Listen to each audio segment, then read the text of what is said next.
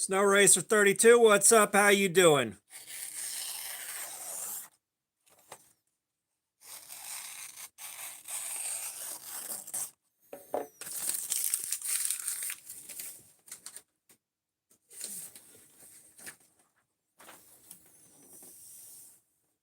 Yeah, we're about to get started on a genuine piece of crap here.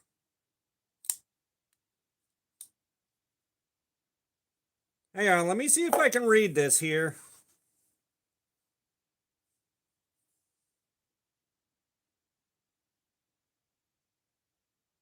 Jonathan DeLaciapa Jr., did I read that right? Well, I just worked an overnight and I'm bored, so we're going to do a live stream. And we got this piece of crap right here that's supposed to be S90V for 23.5 bucks. Hey, I got it right. Fuck yeah. How you doing, man? But so we're gonna see if it runs like S90V does, which I don't know how much you know or don't know about steel, but S90V should be able to do what we're fixing to do to it for about 5 hours before the edge craps out. So we're gonna put that to the test.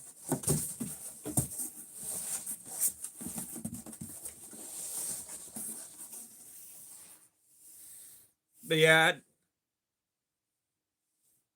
like I've got two other knives in S90V. I've got the Devo Fireball, this guy right here. That was 200 bucks, and then there's the Benchmade Mini Bedlam that was 350 bucks, 350 bucks. Which I didn't spend the 350 bucks on that. I'm not going to spend that kind of money on a knife.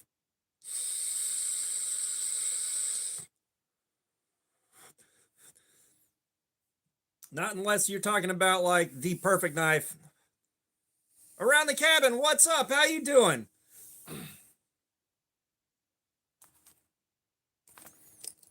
Speaking of which, sticker.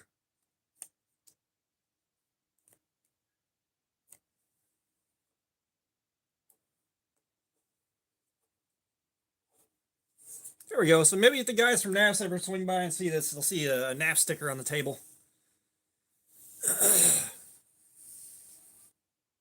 Death Metal Son, yeah, we're doing a stream today. We have got, if you saw the video on the viewer that I just did, we're gonna try this out and see if it holds up like the S90V that we've done held up. All right, let's rock. I like the cutting profile so far.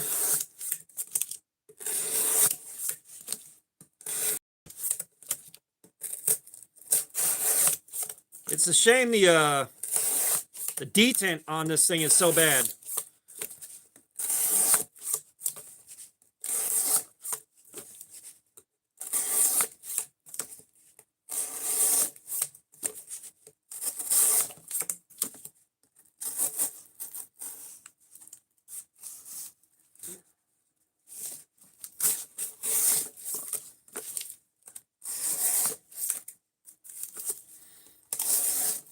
But yeah, if you're new here, what we're doing is edge retention testing. We're looking to see how much cardboard we can cut up before the edge of the knife is completely dead.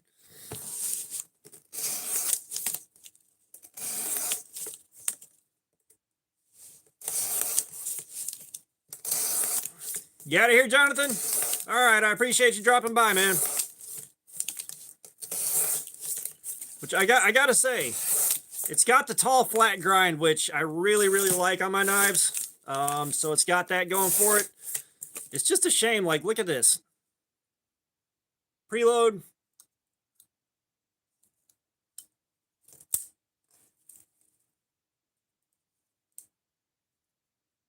None is we. What's up? How you doing?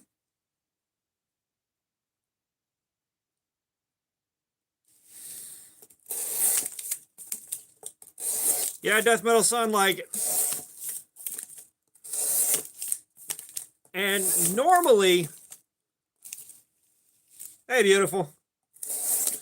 Normally, I would carry something for a week and do a full review process before I before I did this to it. But in this case, with this thing being unsafe to carry,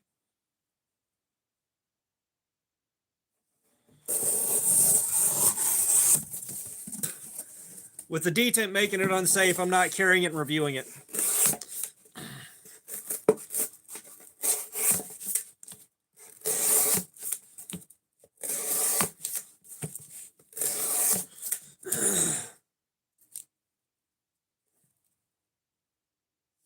Zafmag, what's up? How you doing? Welcome.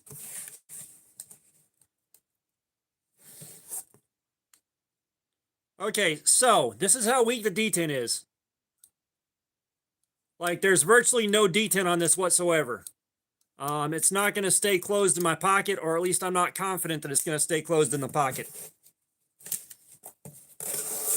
I don't know if you could hear where there was no click when it opened. No, it's not laminated. But I know what you're talking about, Death Metal Son.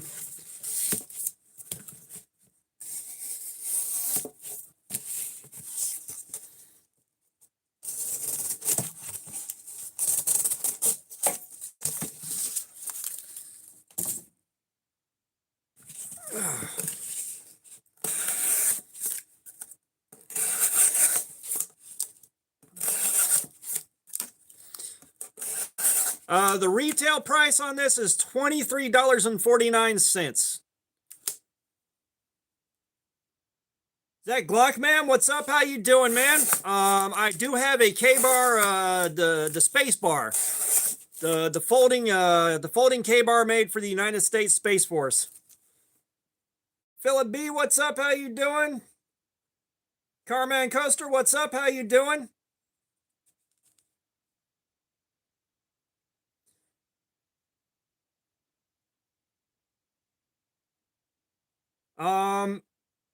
Yeah, this is the S90V, and the detent is too weak for flexing the liner lock inwards to work. That's not going to get this thing functioning properly again. Believe me, I know what you're talking about. I've done it before on knives that have detents or lack of detent like this. There's nothing there to save.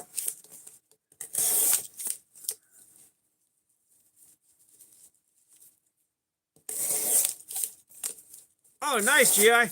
I don't have the K-bar military fighting knife that everybody knows. Since I don't really, I can't really carry fixed blades when I'm out of the house, because the only place I go is work. I don't really buy fixed blades. I got a few that are pretty nice, but,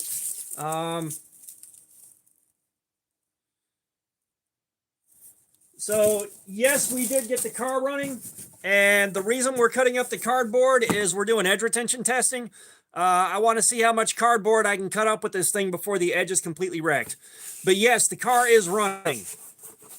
The car is finally running. It had a totally clogged up exhaust resonator. So basically, it couldn't push any exhaust gases out, which is why it locked in at 20 miles an hour and wouldn't move.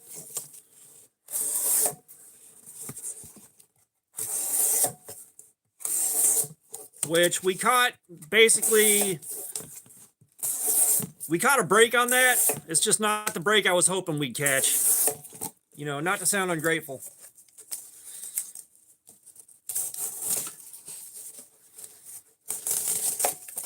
But we ended up $1,200 into that repair. It would have been more like $700, but the part that I ordered off of Amazon that was supposed to be the right part didn't have the front resonator on it. And it was the front resonator that was bad. And we had to get a used one and put that in there.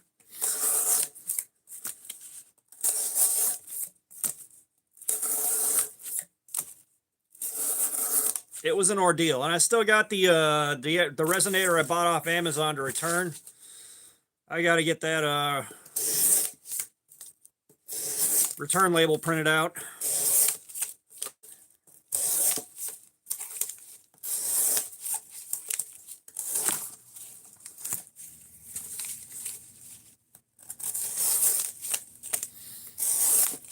Yeah, the shop that we took it to, the guy found a used, because like a brand new resonator would have had to come from the dealership, and that would have been a $2,300 repair. With my guy at the shop that worked on the car, he found a used one and brought it from 2,300 down to 1,200 basically.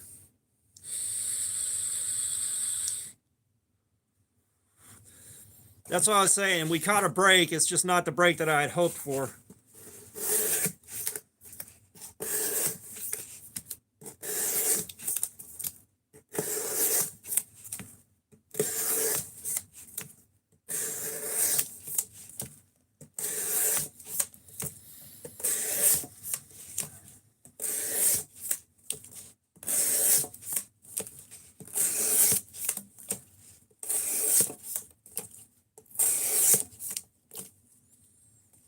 Oh, that was nicotine, Carmen.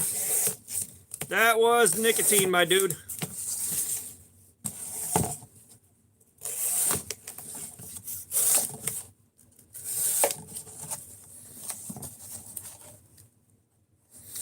The truck is running and the car is running. Now, the truck is definitely in shitbox mode, but it runs.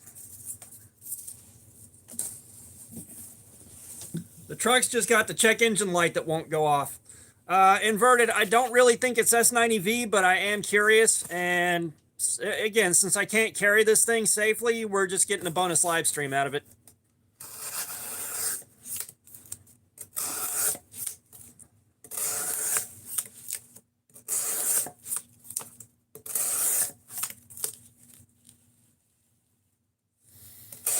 Yeah, they're both running. They're both running. The truck ended up needing a new radiator at the time when the car broke down, basically.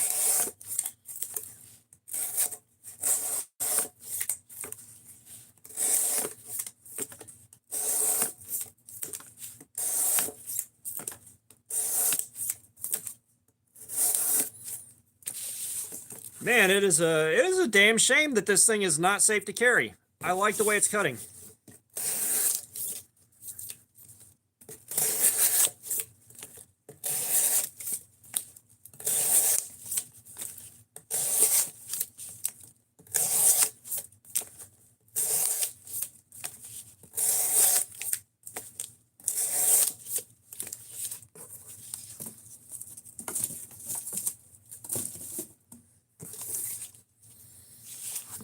Okay, so inverted. There's no detent. Listen.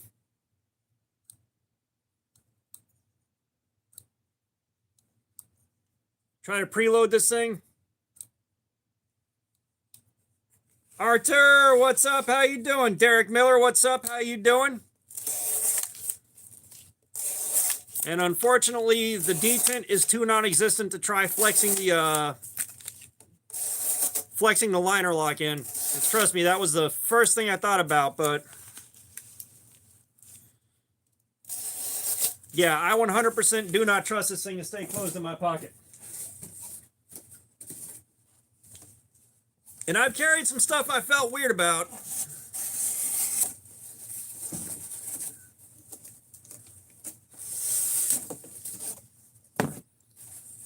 Like, let's put it this way.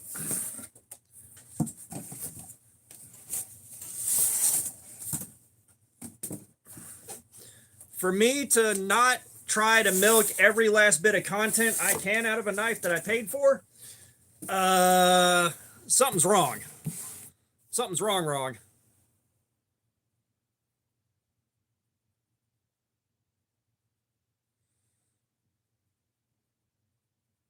Oh no, this is how it came out of the box. There's just no detent. It's not an oil issue.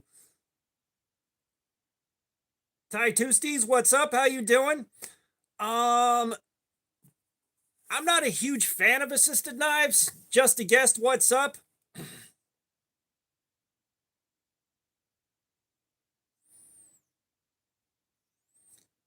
Yeah, like but cheap Kershaws aren't good. However, I would say something with a flipper tab that doesn't have to be assisted, say like this Civivi right here. will do the same thing assisted will. You don't have to have the assist spring. And if I were in your shoes looking for something good that wouldn't break the bank, I would go to Walmart and get a Civivi Mini Praxis for about 30 bucks.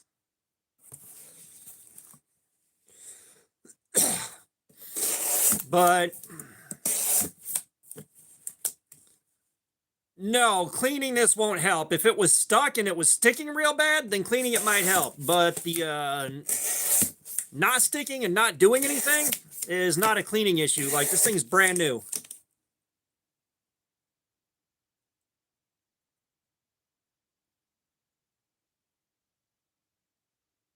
Give me a second, guys.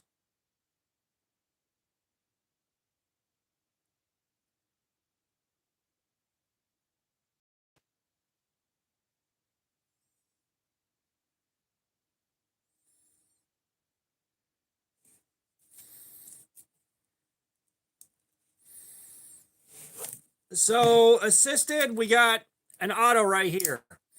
Assisted openers, they're not necessary. They're not necessary. And when you're trying to close an assisted one-handed, it starts pushing it backwards out of your hand. I don't like that. It's a personal preference issue. I'd rather just close something that didn't have a the assisted opening on it. You know, like this. Not a problem. They're just a lot easier to close, basically. And if you're looking for a Kershaw, like, I would not buy a cheap Kershaw. I would not buy a cheap Kershaw. That's just me. I've got some cheap Kershaws in the $30 and under price range that are absolute trash.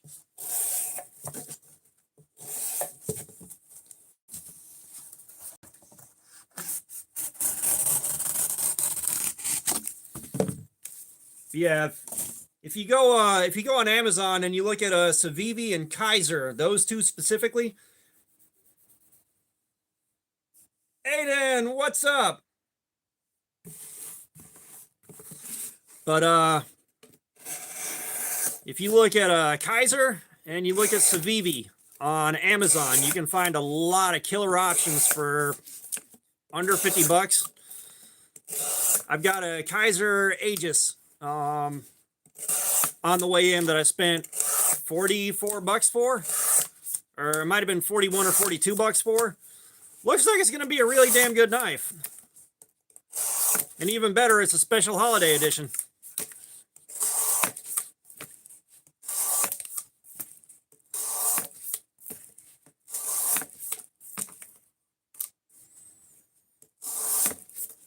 You're welcome for the info, man. Like I said, it's a shame. Like, Kershaw and Gerber are the worst for large companies that should be doing better, where their budget stuff, their cheap stuff is just absolute trash when you can get so much better for the money. So much better. I mean, you can get a Civivi, a Kaiser. If you catch Sativian on sale, you can get a really good Sativian for like 20 bucks.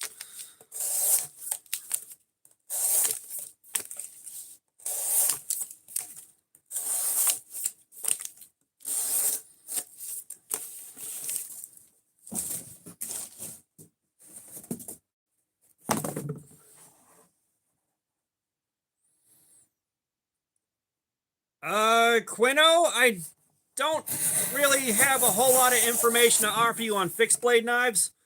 This is a folding knife channel. I don't know shit about I don't know shit about fixed blades, I'm not gonna lie.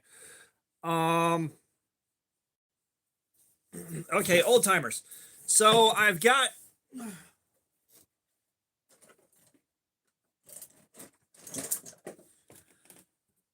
this one old timer that I've had since like 1998. I absolutely love this thing. It has taken so much abuse and taken so much of a beating. And it's been with me through so much shit. This thing has been with me through so much shit. But that's about the limit of what I know about old timers, is this one old timer, which I fucking love. I love this thing so much.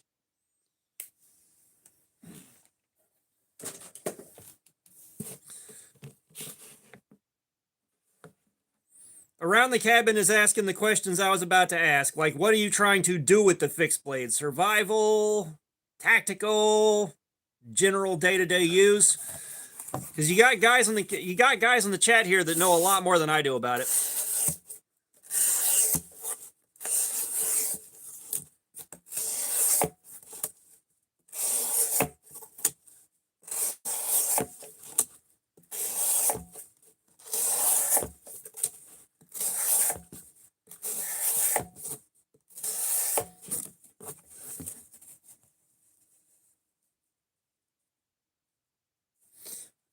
We have been going for about 15 minutes right now. Like, the live stream just started, Aiden.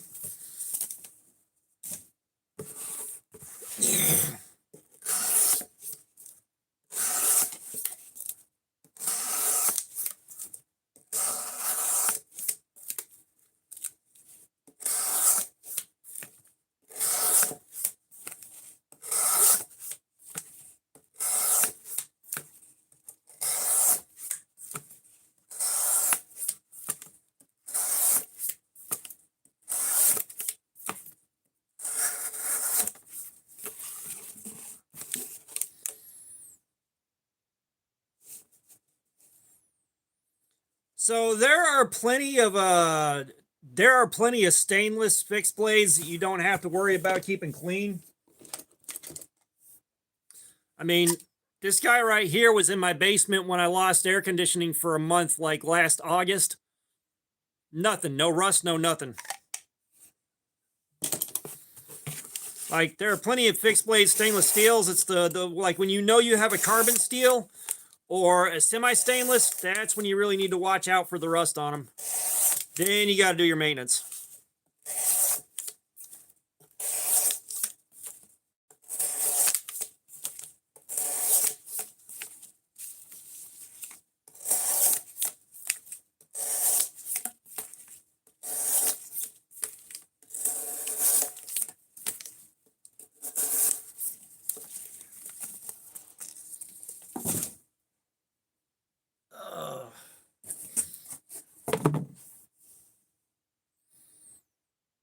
J.R. Martinez, it probably smells like the soap that I used to wash them.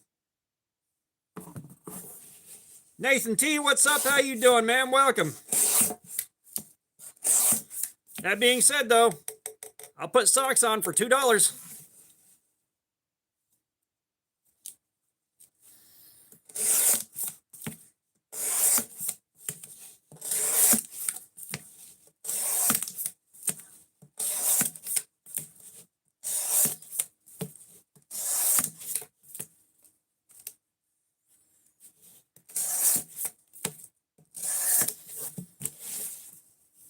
JR, it also doesn't hurt that I have a scented candle going, which as much as I've been farting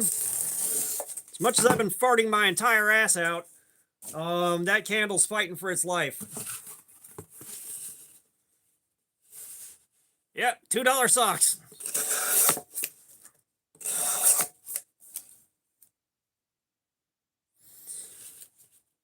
So it depends on the price range, Ty. The steel preference depends on the price range. Like for the price range that we were talking about earlier, there's a lot you can pick from. Personally, 9CR18 is one of my favorites. 9CR18 is one of my favorites. It holds an edge well enough. It does a good enough job holding an edge. It keeps the price of the knife down, and it's easy to sharpen back up. It sharpens up so good. I used to say D2 was hands down like my favorite steel, but I've gotten so much bad D2 lately that I'm kind of scared of it now. Metallic Ghoul, what's up? How you doing? Yes, M390 is really good at edge retention. It's not necessarily for beating on pretty hard, but damn, it's good at holding an edge. 1095. I know for a fact the 1095 can do some amazing shit with the proper heat treatment. That being said, I've only got one 1095 knife in the collection that's a folder, and that thing is kind of a hunk of junk.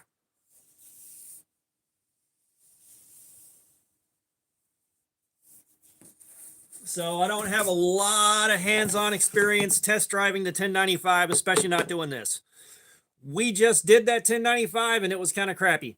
But with a good heat treatment on it, especially a fixed blade in 1095, you can do some amazing shit with it. Hey, Gavin LaCroix, thank you for the thumbs up, man. I appreciate it.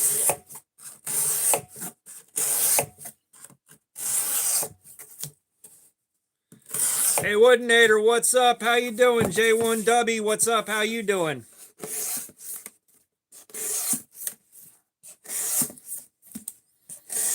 What was it? The top storm vector, I think.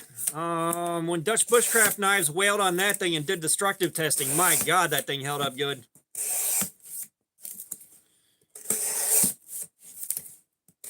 Yeah. Hit that like button or the terrorists win. I'm doing pretty good right now, hey Woodinator. I'm doing pretty good. Stream's going pretty good, man. Chat's lively. I'm hanging out with you guys. We're learning about whether or not this thing is. Well, we're learning whether or not the steel performs like they claim it will.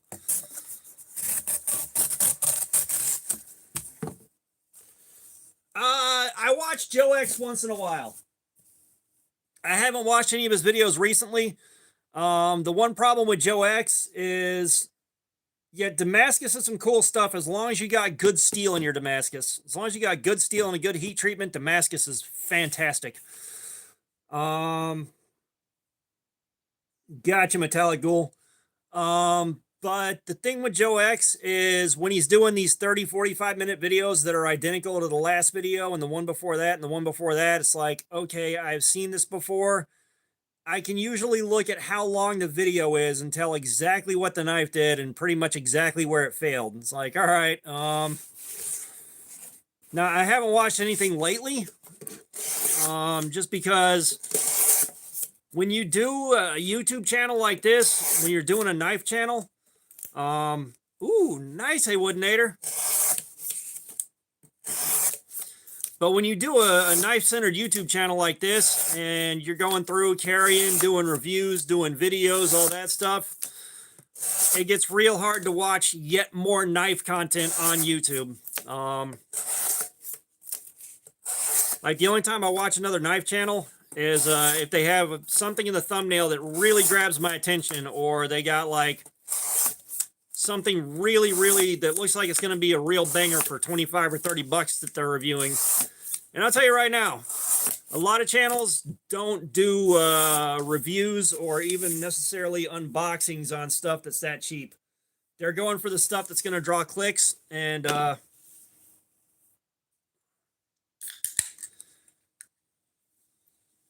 yeah, no, you're right about that.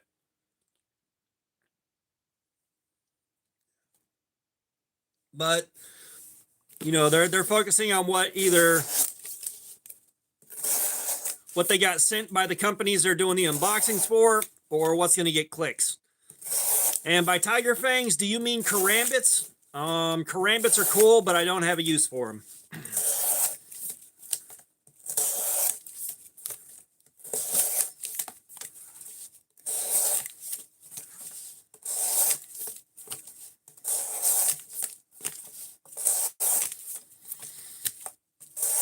So yeah, just getting back to the point I was making. It's not too often I see a knife pop up in the thumbnail of another channel where I'm like, ooh, I need to check that out immediately. And even then, it's not watching the video. It's just clicking the description to see if there's an Amazon link for it that I can check out for myself.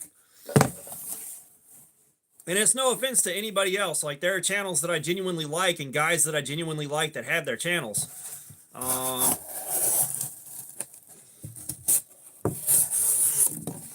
You know, and there were channels that I watched pretty religiously for a long time, and then I burned out on it. It's like, I'm doing this content too.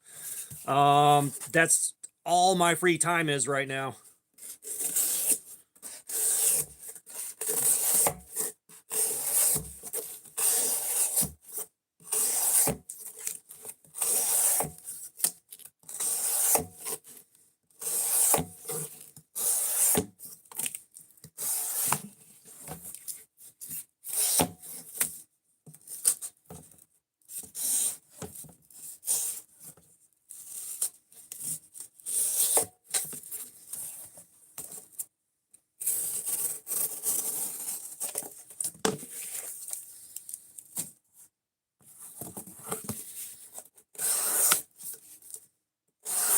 Oh, we're hitting the ASMR portion early.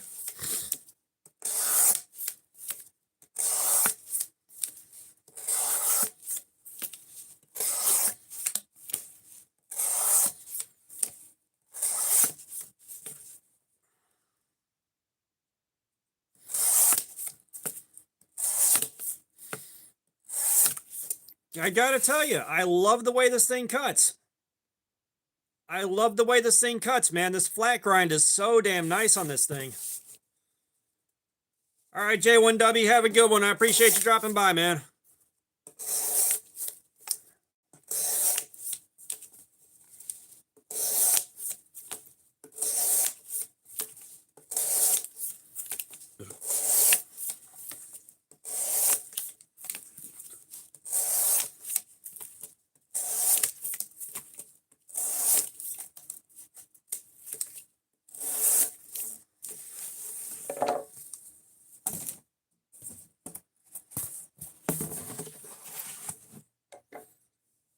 So I prefer diamond sharpening, or I prefer sharpening on diamonds. If you're talking about whetstones, or like steel sharpeners, I'm not sure what you're talking about. I'm not sure what you're talking about with the steel sharpeners, unless you mean like those honing rods where you're like click, click, click, click, click, click, click in the kitchen. Those don't actually sharpen your blade. They may raise a little bit of a burr that makes it feel sharp for the next couple of minutes, but that's about it. But I sharpen with diamond plates on this guy right here.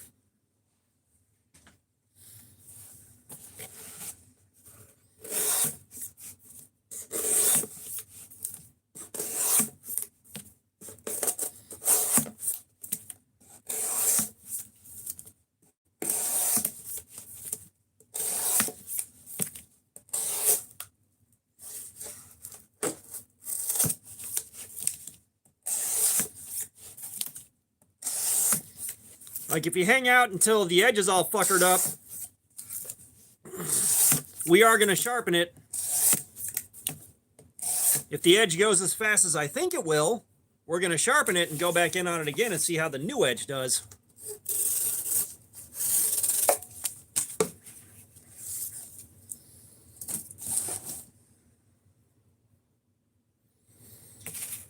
Man of Steel, what's up?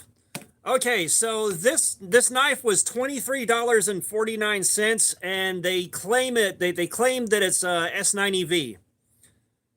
So I'll let you I'll let you do the mental gymnastics on that.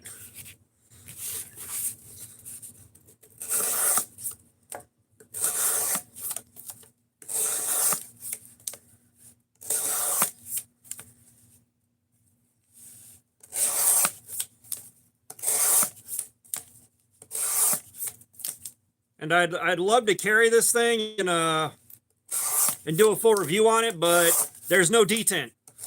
So I have zero confidence it's going to stay closed in my pocket. So we're just doing edge retention testing to see if it holds up the way S90V does. Yeah, I highly doubt this is S90V. I highly doubt it.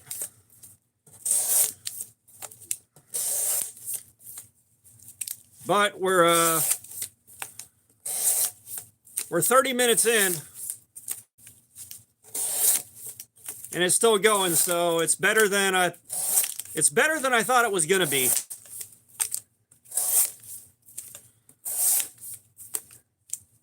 Oh, it slices like a bucket of hot damn. Like this thing slices like a laser.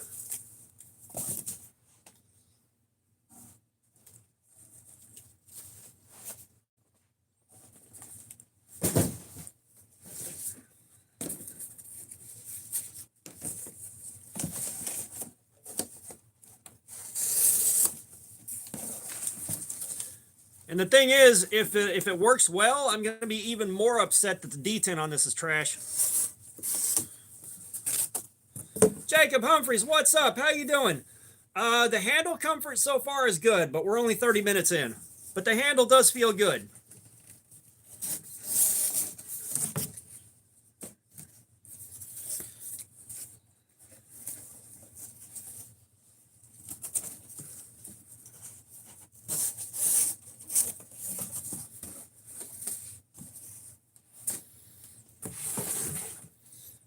Jacob, I'm doing good, man. We're screwing around with an Amazon special right here, and I'm hanging out with you guys. Always a good time.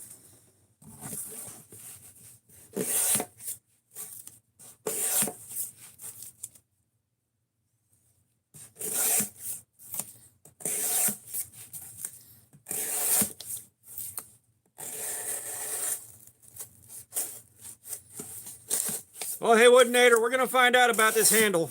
Like, it's been comfortable so far.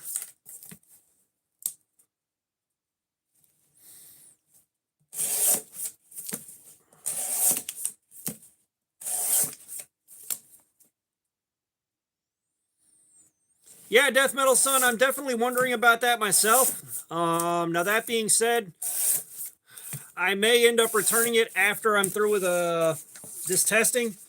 I'm not sure, but I got to get my videos out of it first. And I kind of want to see if they just send me another one without me having to go back to the UPS store. I'm not going to lie. I don't feel like going to the UPS store.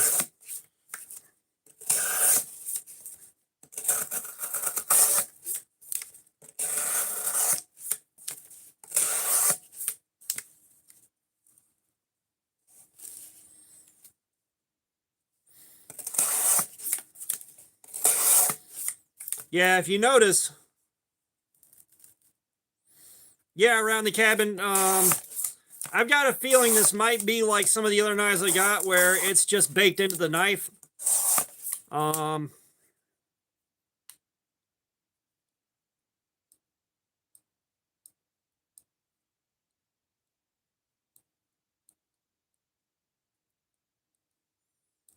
There's more of a detent at half stop than there is closed.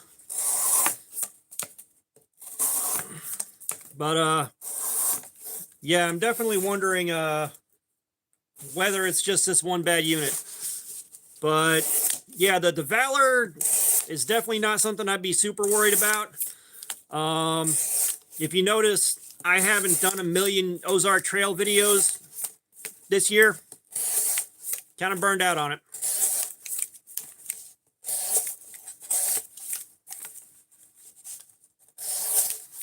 And it looks like now Ozark Trail is just re-releasing some of the knives that sold really well the last couple of years, but in different colors.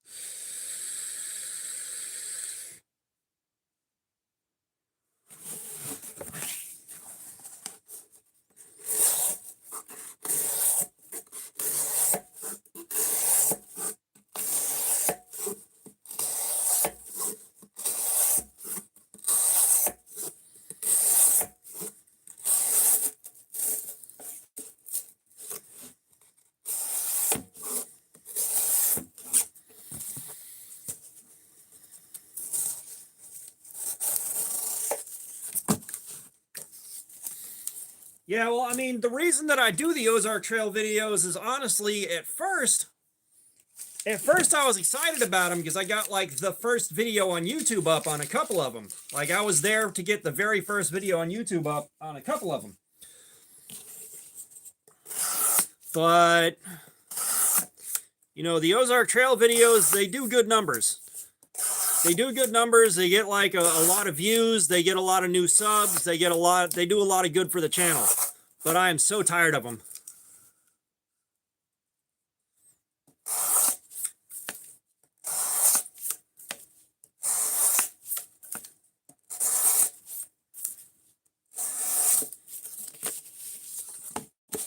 Like, I hope, like my buddy Saints EDC, he just did a video on the Ozark Trail holiday releases.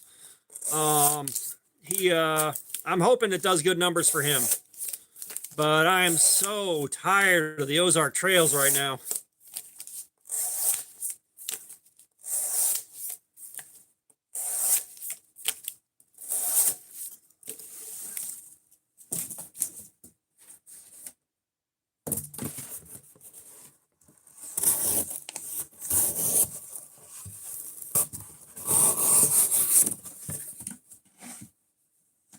And I will say, I would be a lot happier with the Ozark Trails if we could rely on the heat treatment. If we could rely on the heat treatment with the Ozark Trails and not have a scorched edge that won't sharpen no matter what you do, I'd be a lot happier with the Ozark Trails. But that's part of why I'm so burned out on them. Is the last couple of those dropouts, they left a bad taste in my mouth.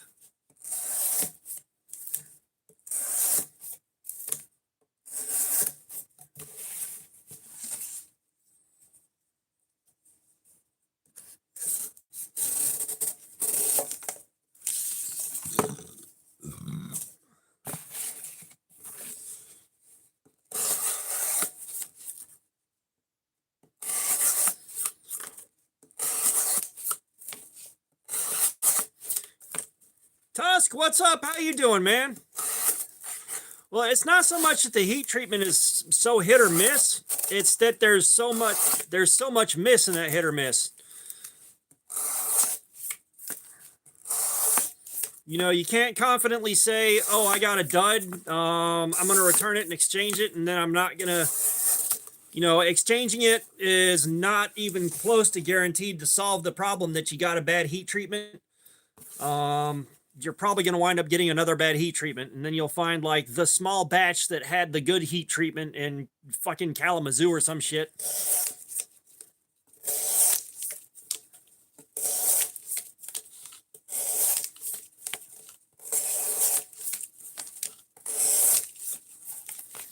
You know, if they all performed like my first three did, oh dear God, I will be such a huge advocate for picking one up no matter what.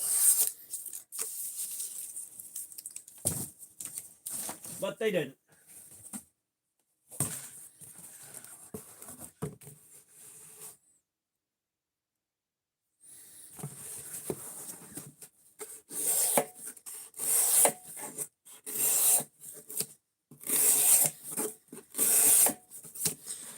Well, I believe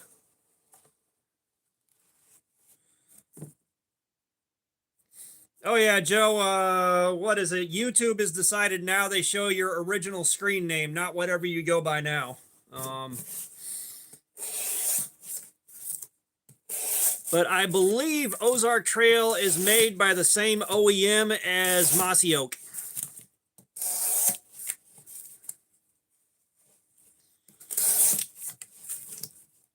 Well, Arthur, if you remember with one of those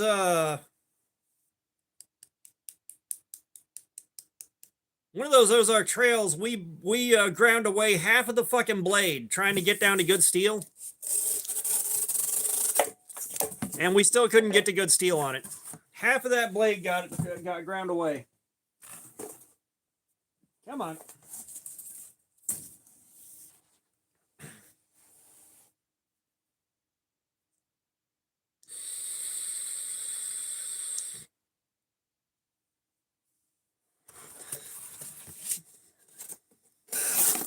Yeah, going into Black Friday, the OEM for OG McJordan Z023. What's up? How you doing? Going into Black Friday, Mossy Oaks OEM reached out and they were asking if I wanted to check out some Mossy Oaks on the channel, and I was like, they're not getting a good review. There's no way they're going to impress me enough to get a decent review. So I was like, you know what? I'm going to let this one pass and wait for something better to come along.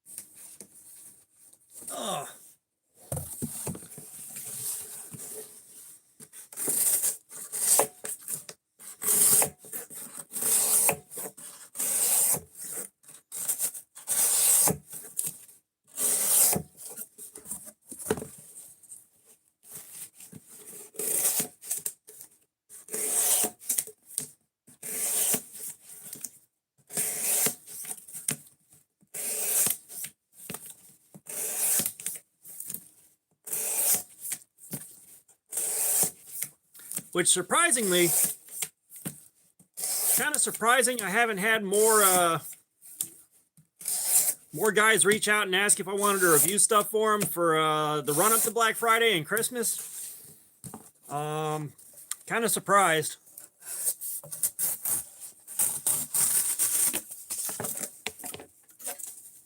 About all I've gotten is one company offering garage storage solutions for me to review, which that's not what this channel's about. And I forget the other one. I think it may have been someone claiming to be Razer, offering Razer products, mouses and keyboards and shit.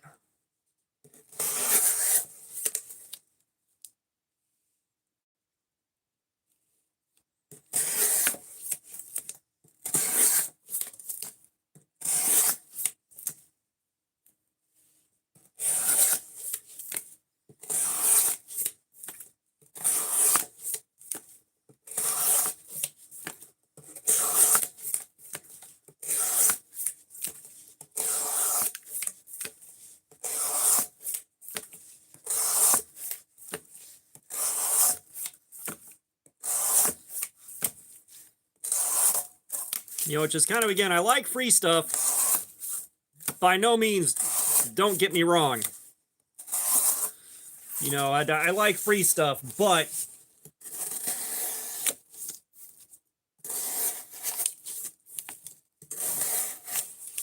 yeah, that's kind of like what is the best knife is very, very, very open-ended.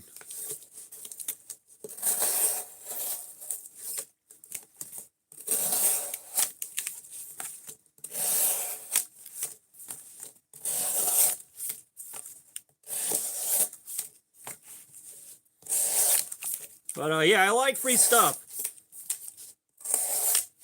But free stuff that is directly antithetical to the channel is like, yeah, no, I gotta pass on that. Unfortunately, like Woobin reached out about the one light, the one flashlight they sent, and then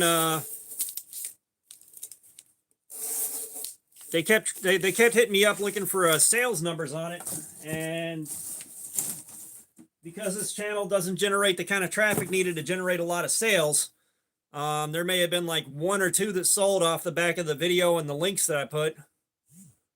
Oh yeah, best knife is very subjective. It really depends on what you're doing with it and what your personal preference is.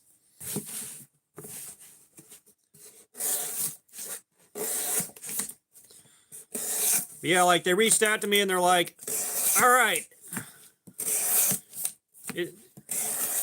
you can go ahead and start posting videos or your reviews on this, whatever light it was now. It's like, you guys didn't send me one.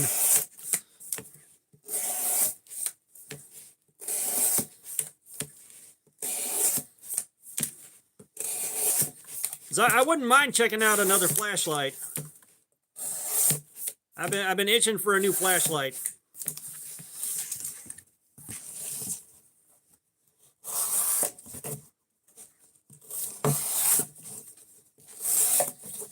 But who knows?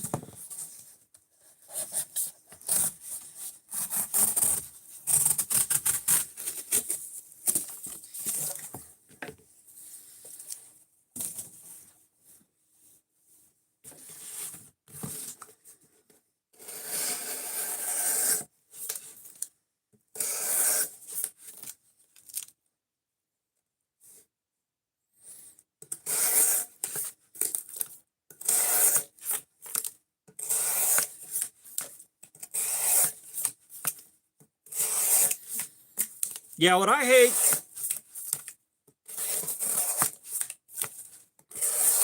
hate is when guys come in and they're like, hey, what knife should I get in this price range? And my mind goes completely blank and I forget every knife I've ever carried at that point.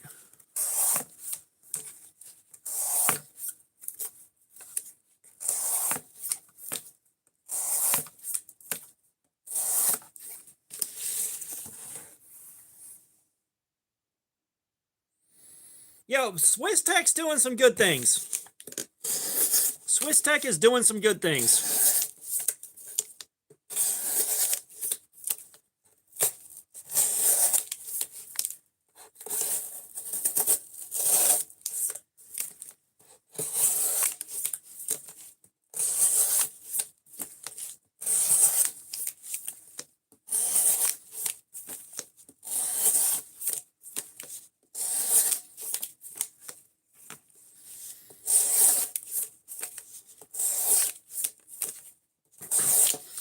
And my primary headlamp, oh, bro. If you got coyotes, get yourself a donkey. You won't have any more coyotes.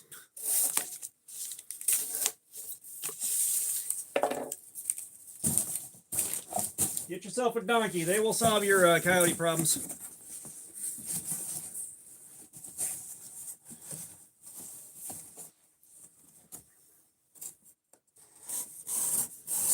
Yeah, the Workos that I got sent.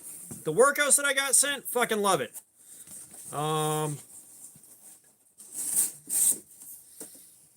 That one gets used more than any other flashlight I've got, even though I don't need a flashlight very often. The first one I grab is that Workos.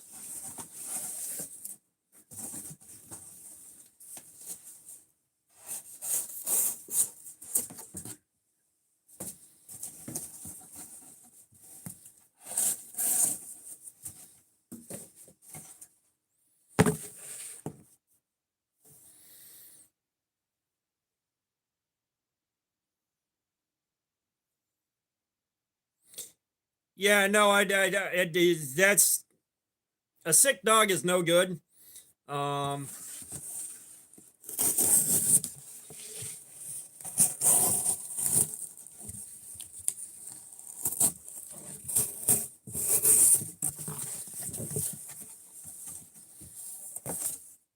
yeah, one of the things that really surprised me was learning about how fucking violent donkeys are with how fucking violent donkeys are with coyotes. Holy shit.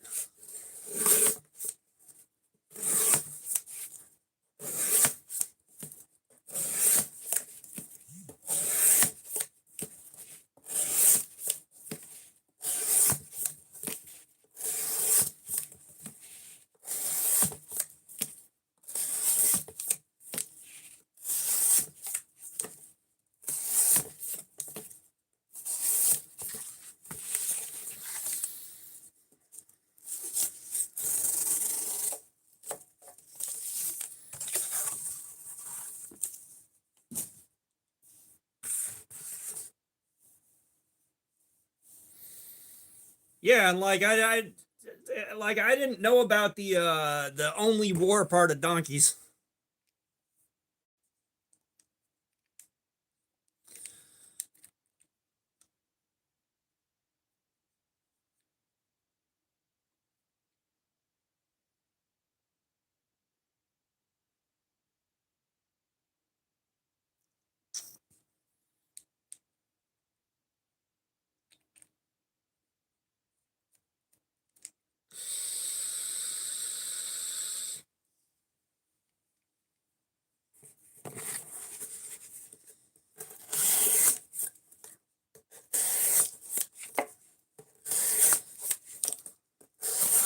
Trust me, if I ever wind up with a large property that I'm planning on keeping some animals floating around on, definitely getting a donkey.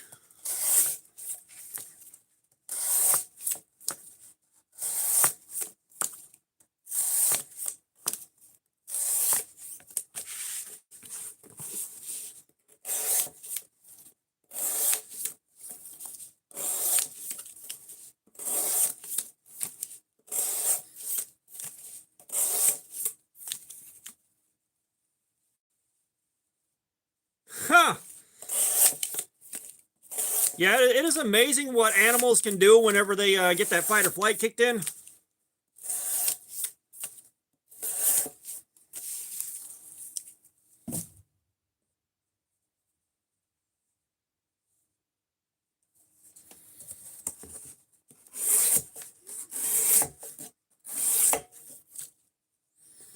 Brando, what's up? We have got that we got the $23 S90V Amazon special.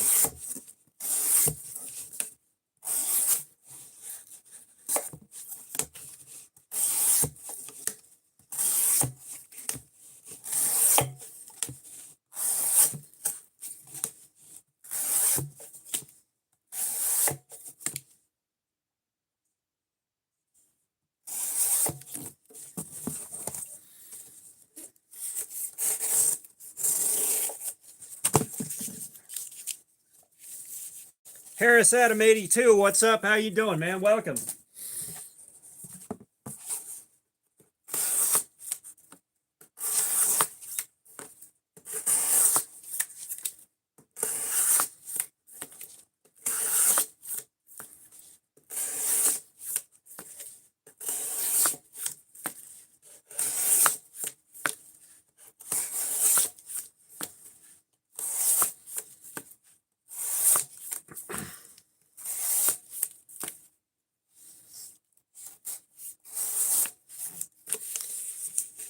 I'll tell you what, I cannot wait for the Kaiser that I bought to show up. I'm excited about that.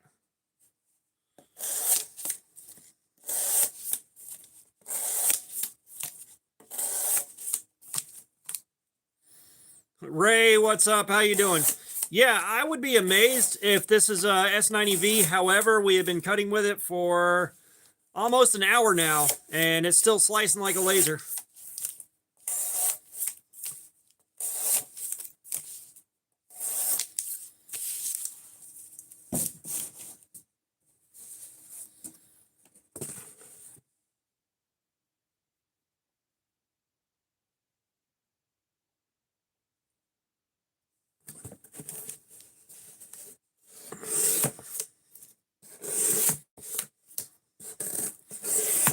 However, if this thing does hold up to 4 or 5 hours of doing this, I would be pissed. Yeah, that's why we're not carrying this thing. That detent's why we skipped the carry and full review process and went straight to Cardboard Slayer.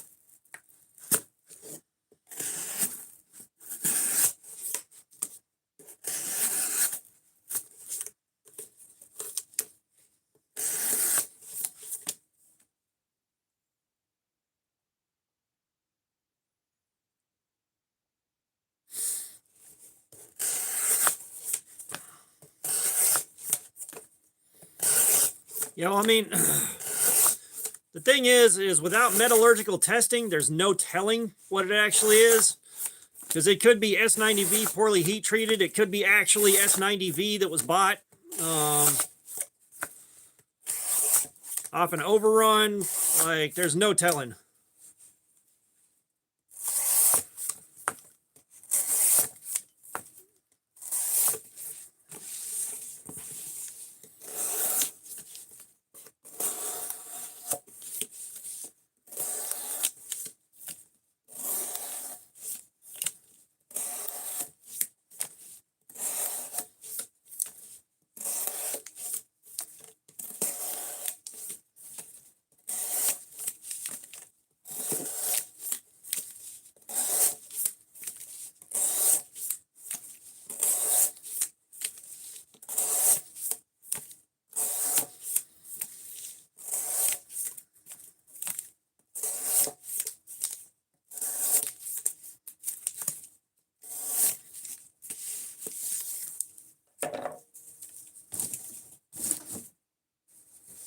So I'm not going to lie to you guys. I honestly thought the edge would already be roached out by now. I honestly thought the edge would be toast by now.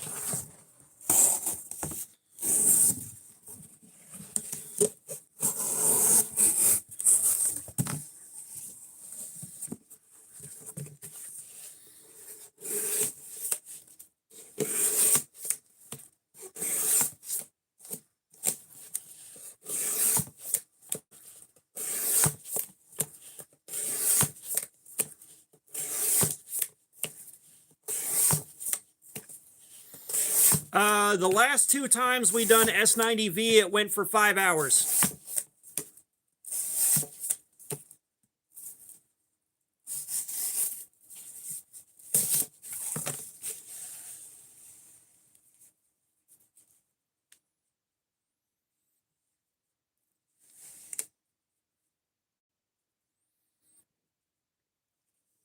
Yeah, pleasantly surprised is definitely the best way to go.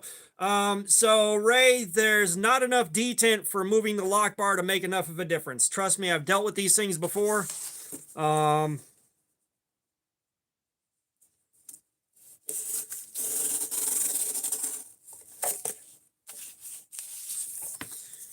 Yeah, the detent on this, there's nothing to work with. There's nothing to really try to figure out how to articulate this thought.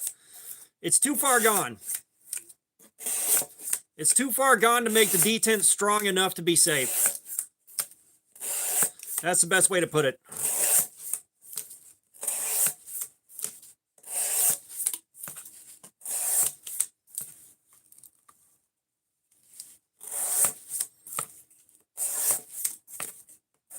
Yeah, it's a massive shame. Like I really like this thing so far as like cutting performance, the ergonomics, everything seems to be really good. My hand is not getting torn to shreds.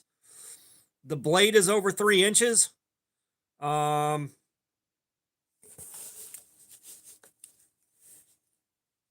Alcatraz, what's up? How you doing? I don't do tip testing just because we already know what's gonna happen.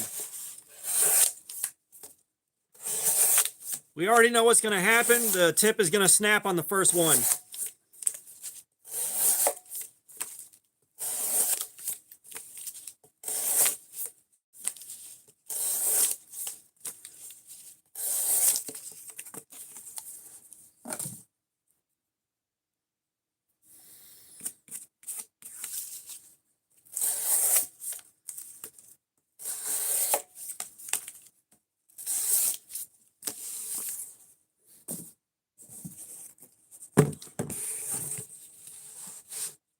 My voice is like, yes,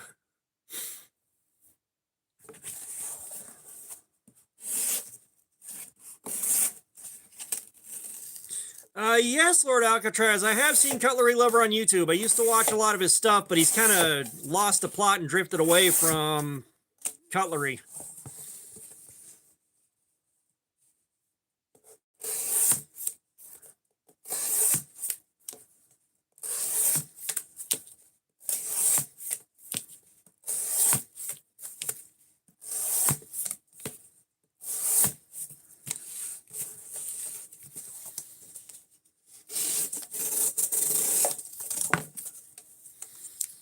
Yeah, I subscribed to Cutlery Lover a long time ago.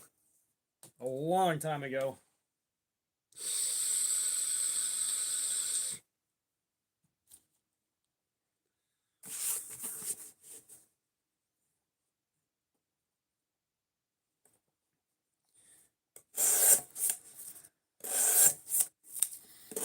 Yeah, I don't think I've ever heard him get into talking about his past.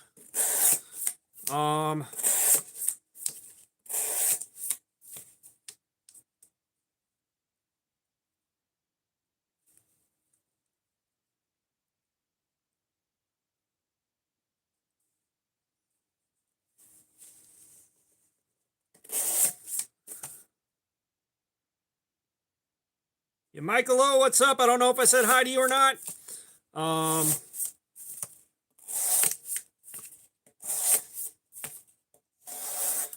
I need to go sub to Nick Shabazz. I think I'm subscribed on one of my old accounts, but not this one.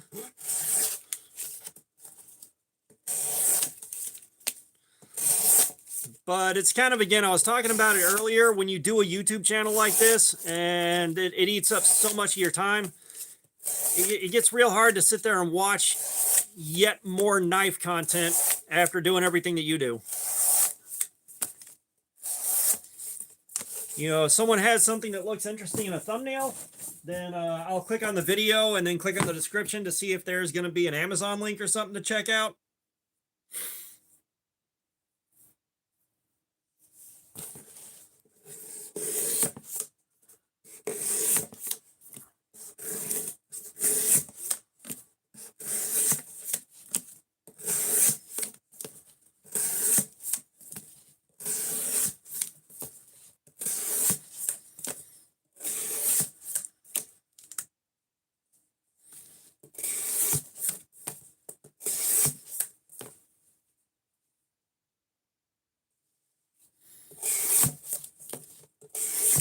That might be why I don't see a lot of his videos then.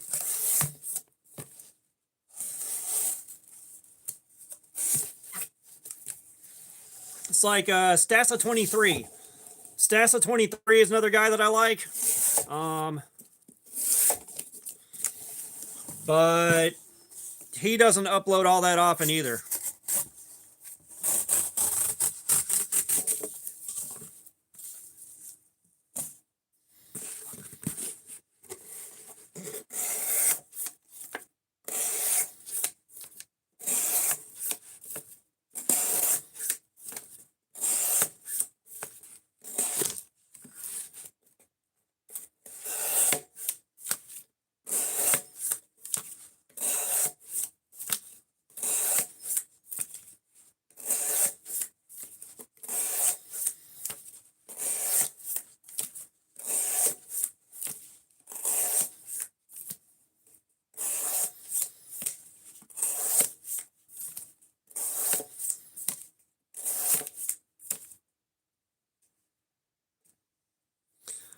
We're starting to get a little bit of tearing, but we're also dealing with cardboard that's not in good shape. Like you can see where we got wrinkles going across the cardboard. That is prone to causing it to start tearing right there at the wrinkle.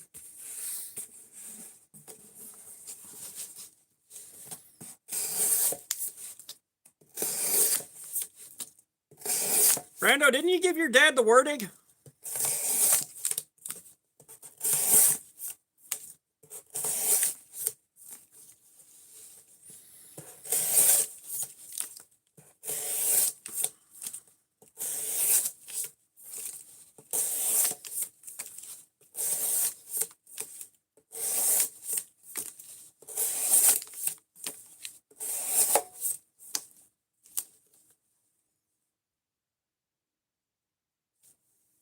Detox VR MTB, what's up? How you doing?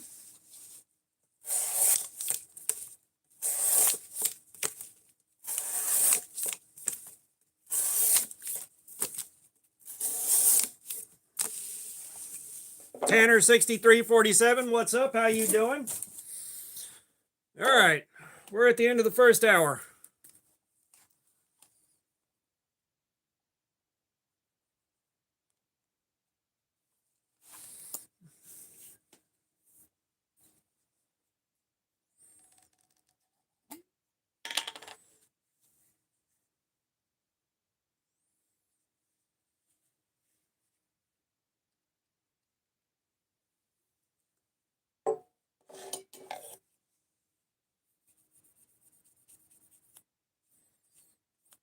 Get the old forbidden moonshine out.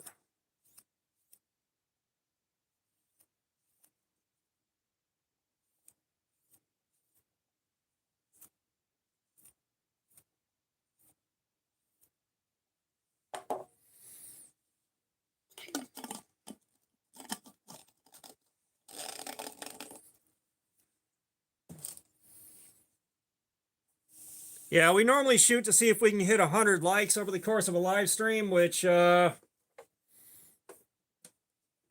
one might not do it. We are averaging around 19 to 25 concurrents. Usually when we do that, we don't see 100 likes, but I'd love to see it.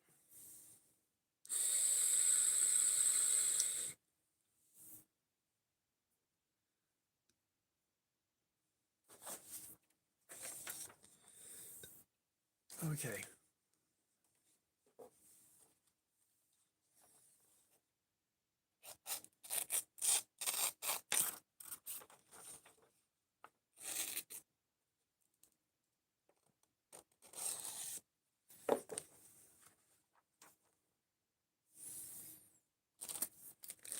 Yeah, I don't have ethanol. That's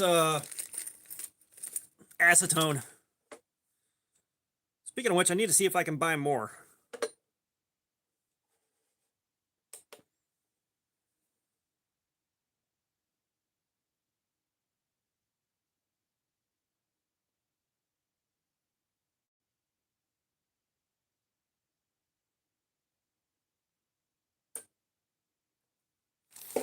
Ew.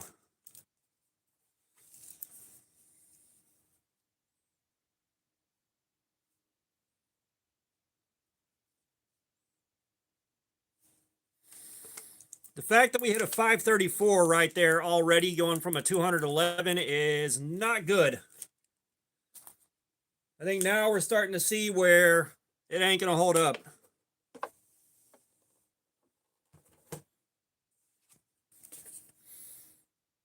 I still need to pick up a mini Praxis.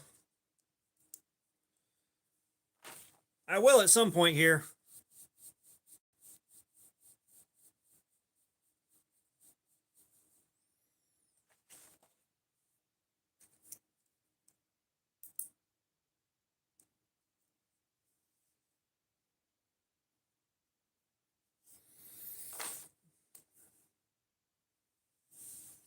Yeah, definitely no S90V for $23.49.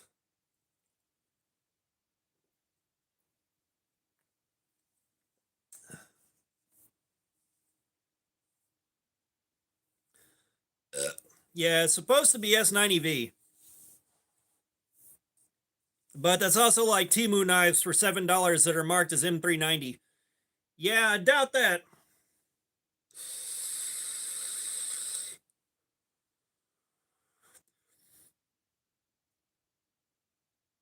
Yeah, well, it's something I got to take a look at. I mean, you got to think. We have recommended the Mini Praxis over a lot of other knives simply because it's at Walmart and it's super affordable. So I definitely got to take a look at it.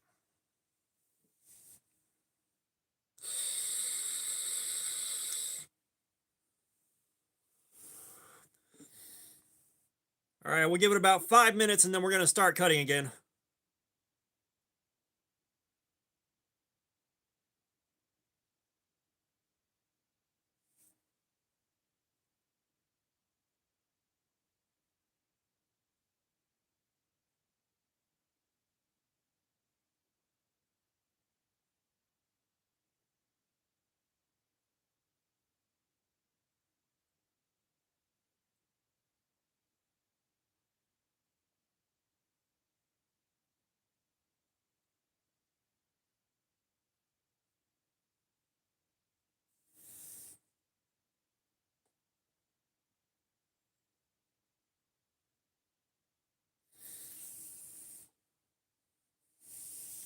Yeah, I'd love to say I'd love to say I was surprised, but the edges held on longer than I thought it would. Now that being said, I think we're gonna call time of death within the next 30 minutes. But yeah, that is part of it. Is the fact that it's at Walmart and it's $30 has made it a far easier recommendation than anything else. Because a lot of guys, they just want to go to the store and buy something. They don't feel like going. A lot of guys don't want to buy off Amazon, or and a lot of guys, especially guys that aren't into the weeds like we are, they don't want to go to Blade HQ. They don't want to go to Knife Center. They just want to buy something at Walmart or buy something on Amazon. Zims 1995, what's up? How you doing? We are doing edge retention testing. We're looking to see how much cardboard we can cut up with this knife before the edge of it's completely wrecked.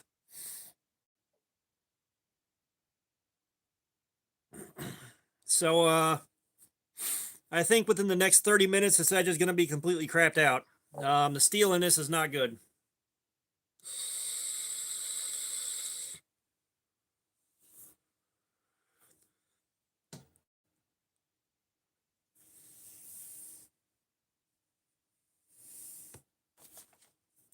Yeah, we keep everything written down. As a matter of fact, Death Metal Son, if you go and take a look at my Cardboard Slayer Aftermath videos, it's all written down.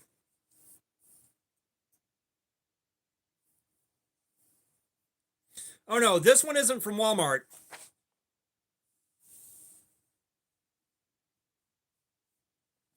This is one from Amazon. It was $23.49 that claims to be S90V. It is very much not S90V.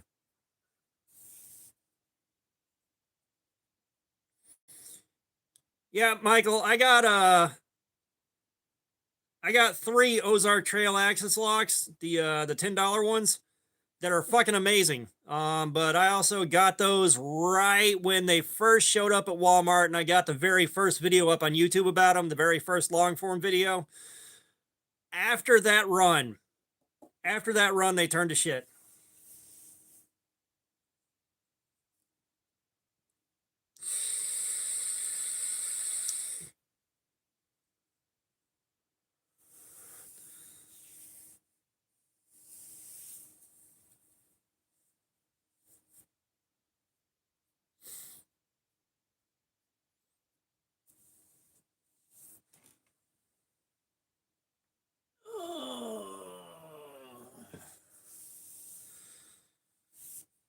Now the question is, how easy do we think it's going to sharpen up?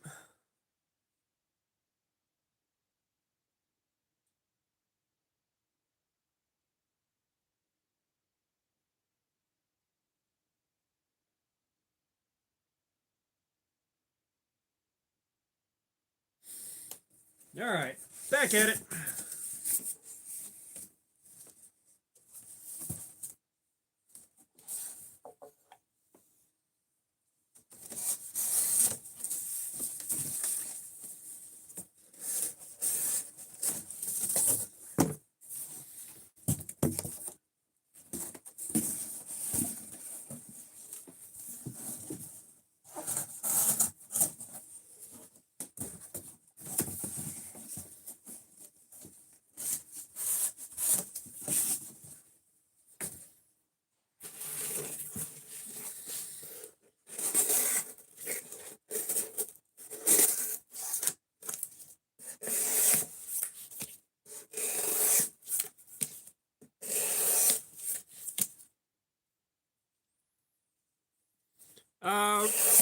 Right now, so far, it's pretty comparable to 4CR14, especially if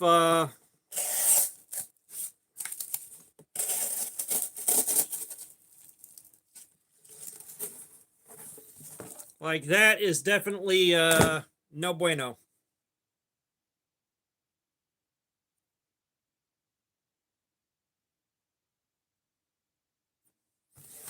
I'm not familiar with Linux.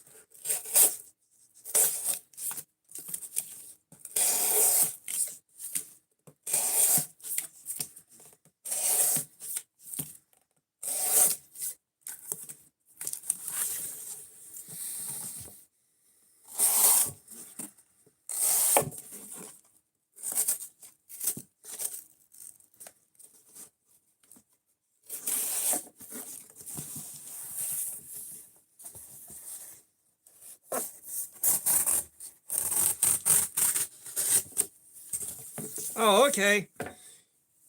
Yeah, tool companies, you got respectable odds of getting a decent knife, or at least a serviceable knife. Gun companies, however, no. Unless you're buying a Hogue, no.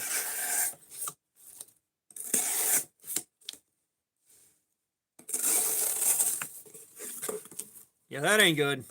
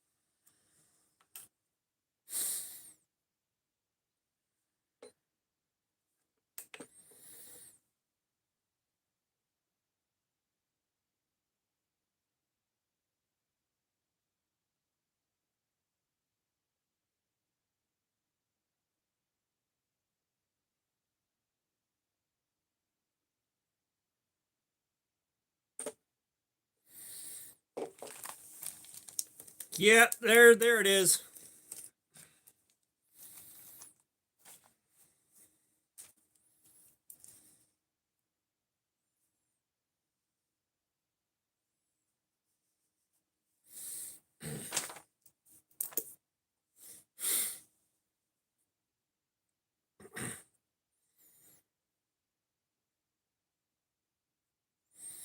Yeah, that 620 means the edge is roached.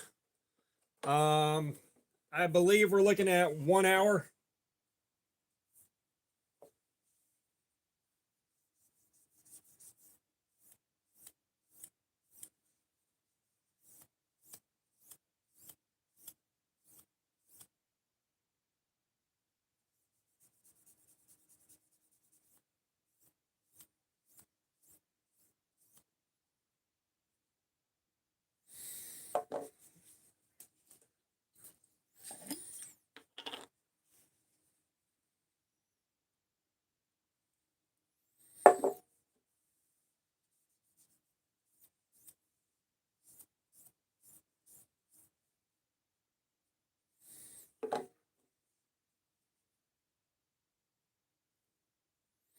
Yeah, that's what I was about to say.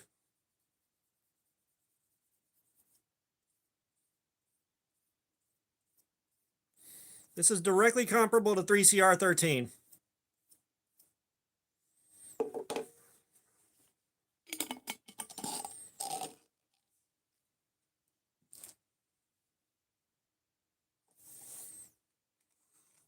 Now that's about what the Storm Pooper did.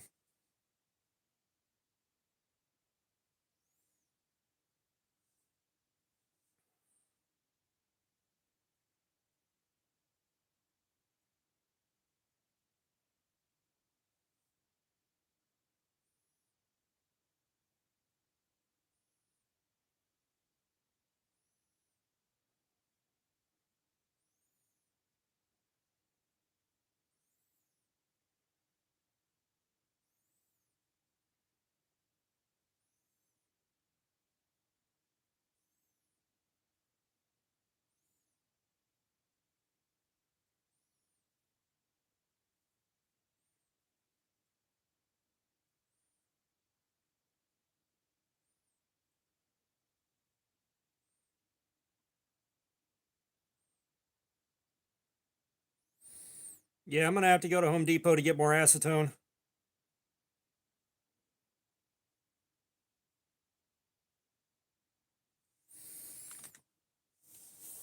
Yeah, well, we're gonna find out how well it sharpens. That's for sure.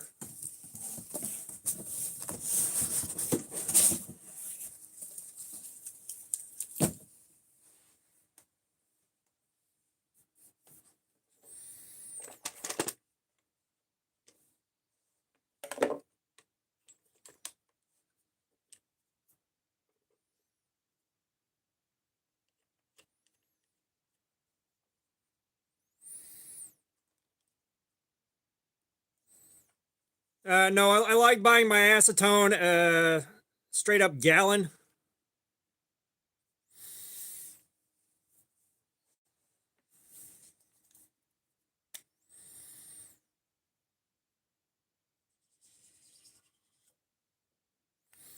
Which the last gallon of acetone I bought was years ago, but I'm on the very last of it now.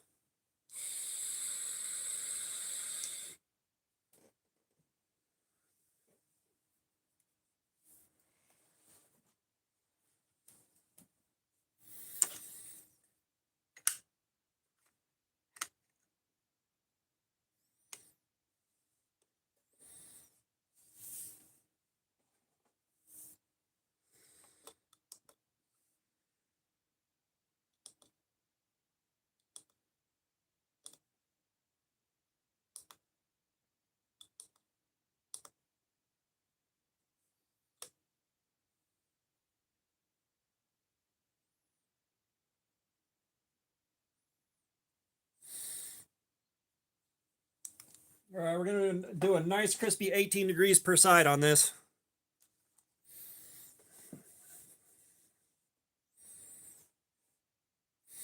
Well, like we were using denatured alcohol, and the problem with that is it doesn't get the tape gunk broken up nearly as easily as the acetone does.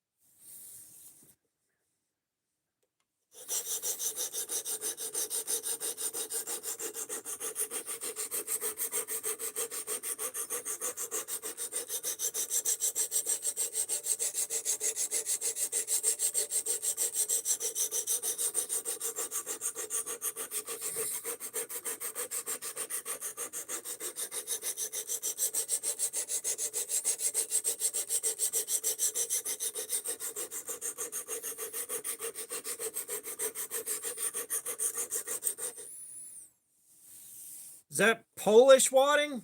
That's something I'm not familiar with.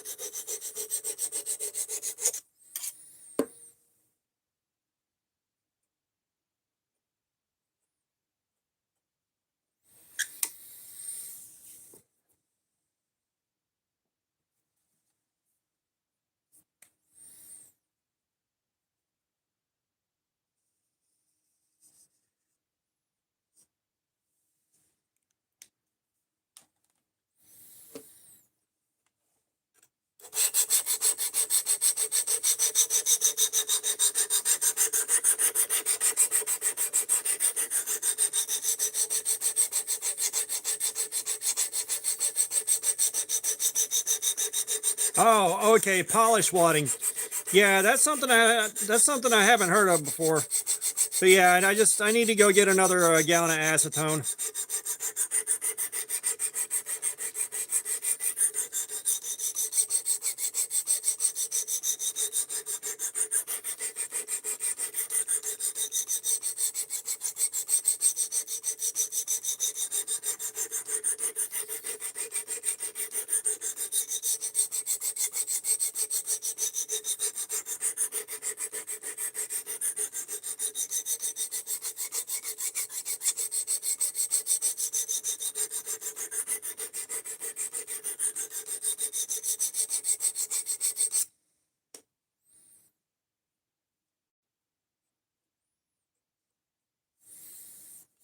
And of course, we're not getting a burr come up on this. All right. We're just going to have to assume we're apexed.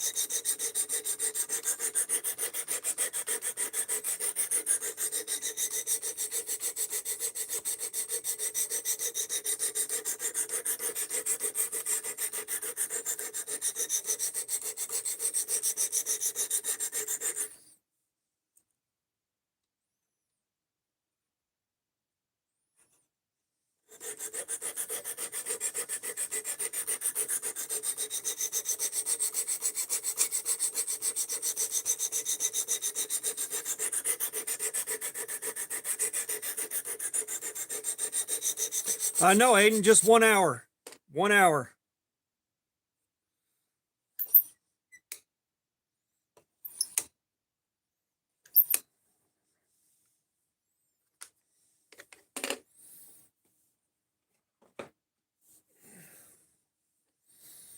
It acted like 3CR13.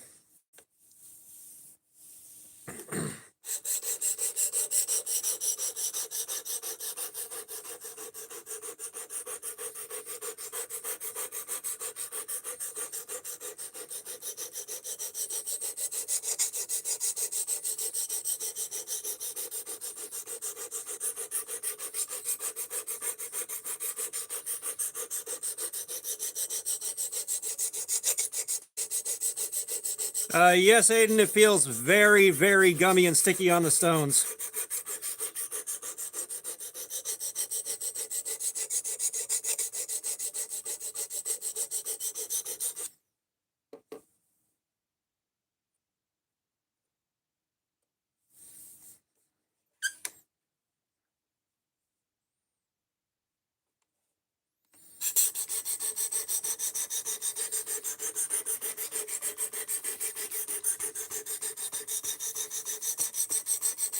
Nah, Botch D2 won't sharpen at all. It won't form a burr. It won't do anything.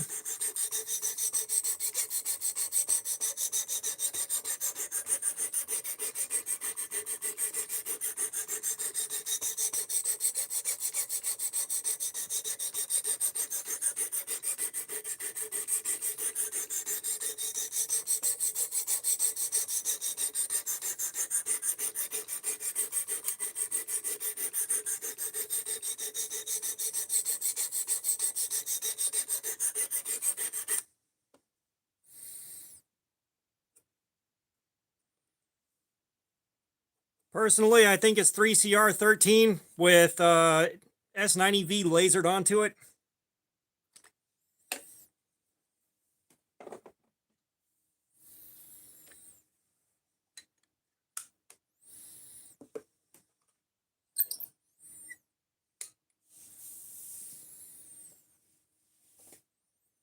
Yeah, no, the Never Dull, I think that's something that the Knife Doctor uses on his channel a lot. I've never used Never Dull.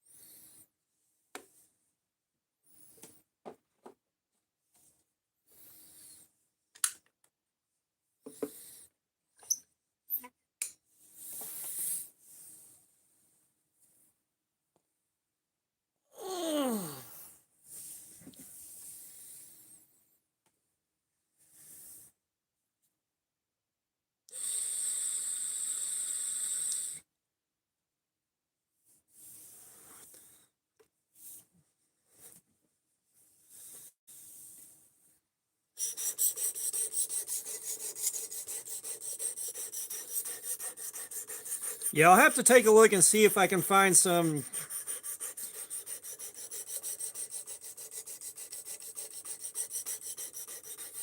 I may pick up some Never Dull at some point here. Maybe, I don't know. I don't have much of a use for it right now.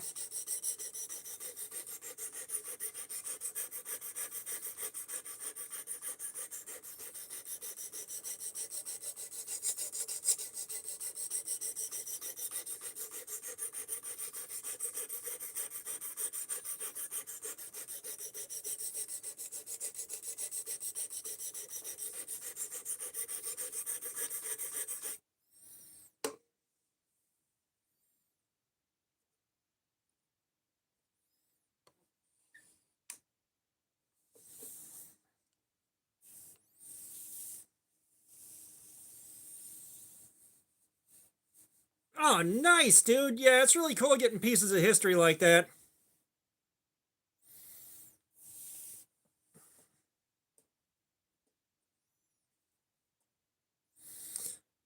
Truck Norris had chrome bumpers, but the previous owner spray painted everything matte black. So there's matte black paint flaking off of the bumpers as we speak.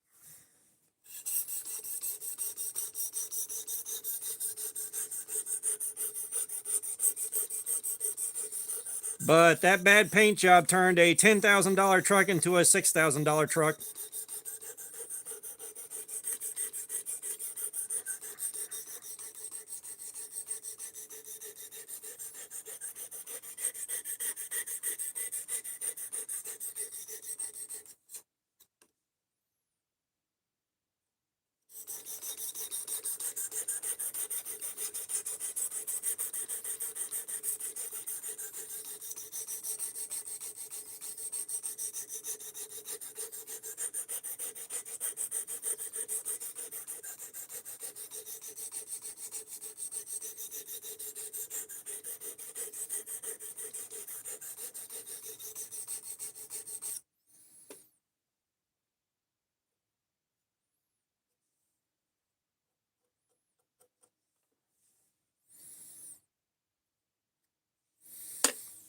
No, I've got AC. Now, that being said, the AC and the heat are kind of flaking out right now, but they still work. Barely. I don't know what I did. Maybe the last time I had the dashboard pulled apart working on the stereo.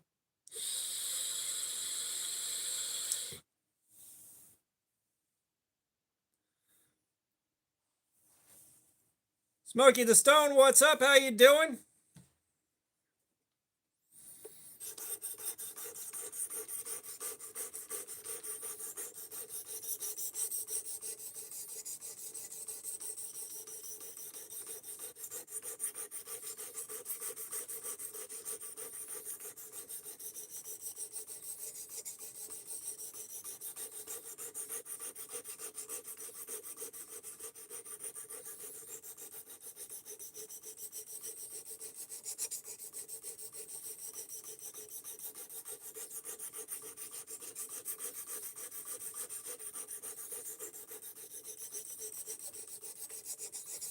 Well, the part that really sucks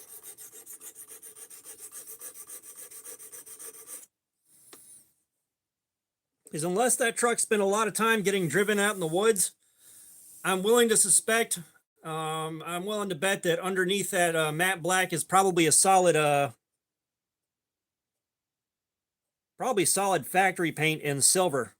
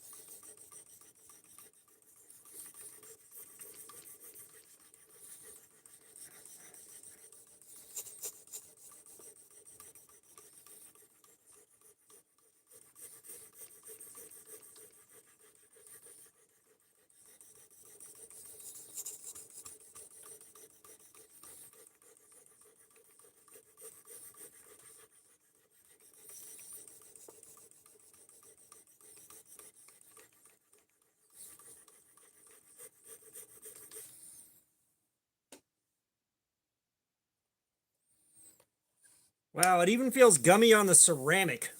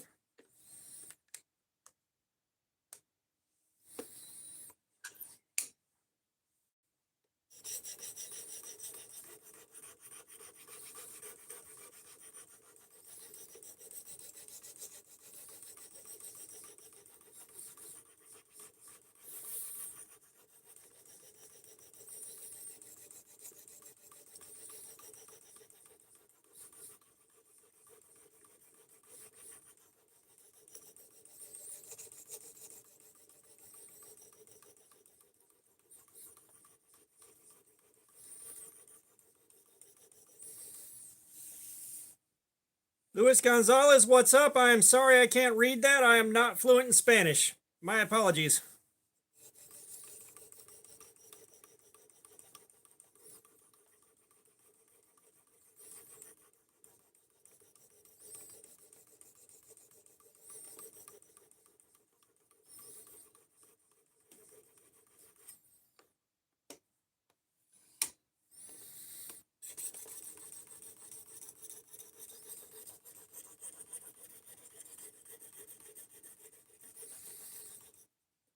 This right here is a knife sharpener. We are currently sharpening a knife. This is the Work Sharp Precision Adjust Professional. Pocket Privilege EDC, what's up? How you doing, man? How's it going?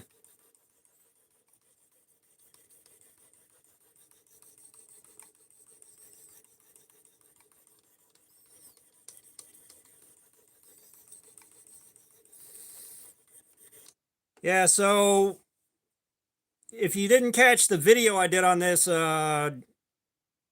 uploaded yesterday, I think.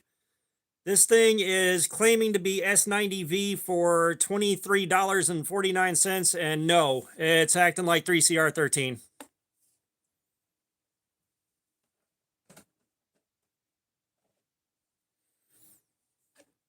Daryl Matthews, what's up? How you doing?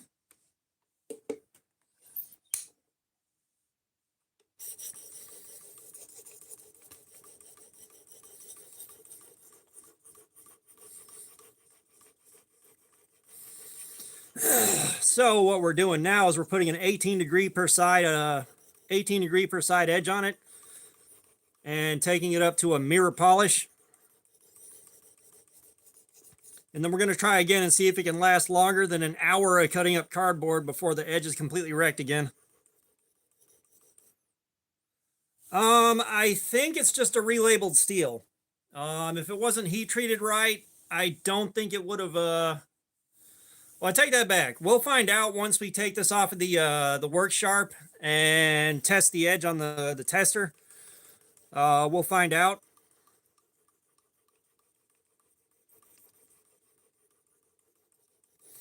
But currently, I think it's 3CR13 that they just slapped a S90V on, which is what I suspected when I bought it. That's what I suspected when I bought it, but hey, it's good for content.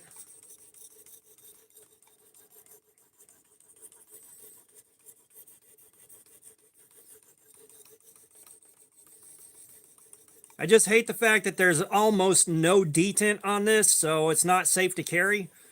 Because I would have liked to have carried it for a week and done a review on it and included this in the process.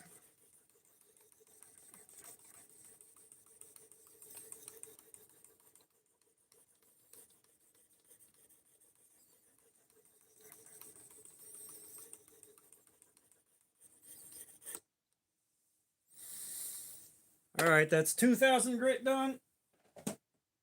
Let's get 3,000 grit done, and then we'll strop.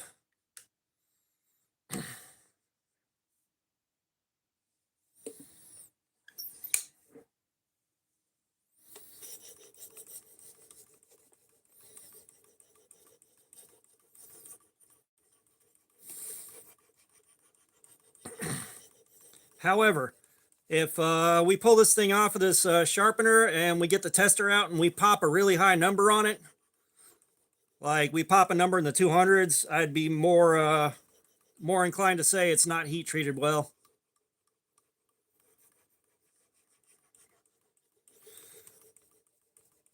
But we also have a lot of abrasions on the blade from the cardboard that we cut up. And it looks exactly like the kind of hazing out you get on 3CR.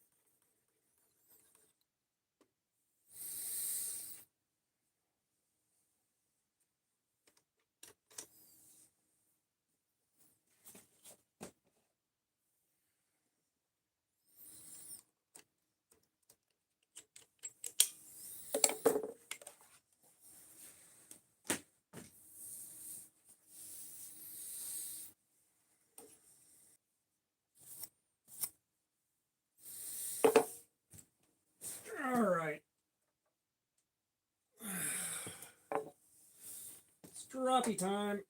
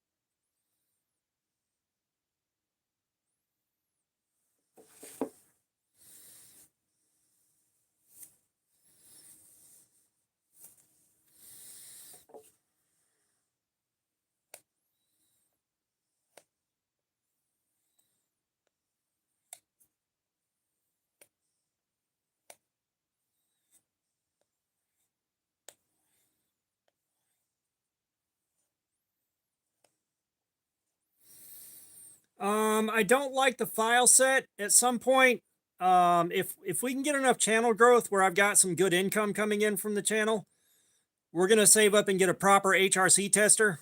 We're gonna get a proper benchtop HRC tester so that we can check this stuff out. The files don't really give you a whole lot to go by, especially with it not being a linear thing with HRC. HRC is kind of like decibels.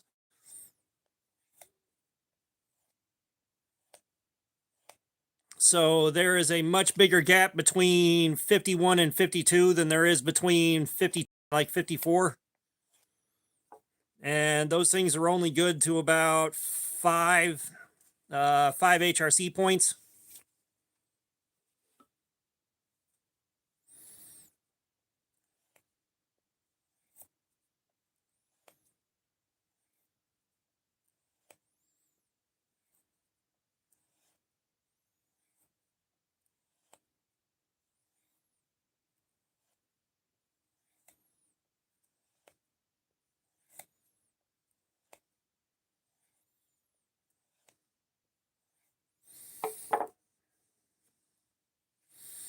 Because trust me, at some point we're going to save up and we're going to get the good equipment.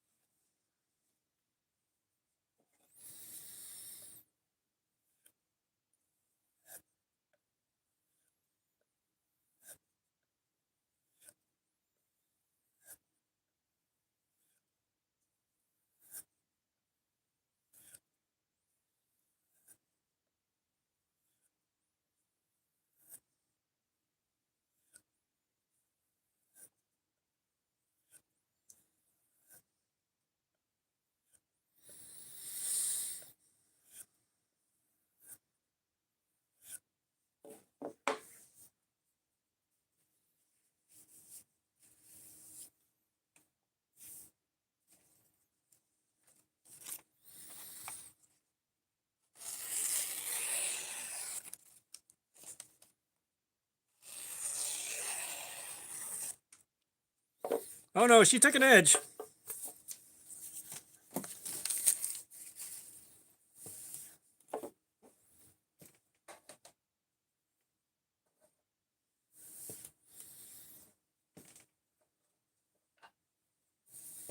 All right, I'll give you about 30 seconds. I'll be right back.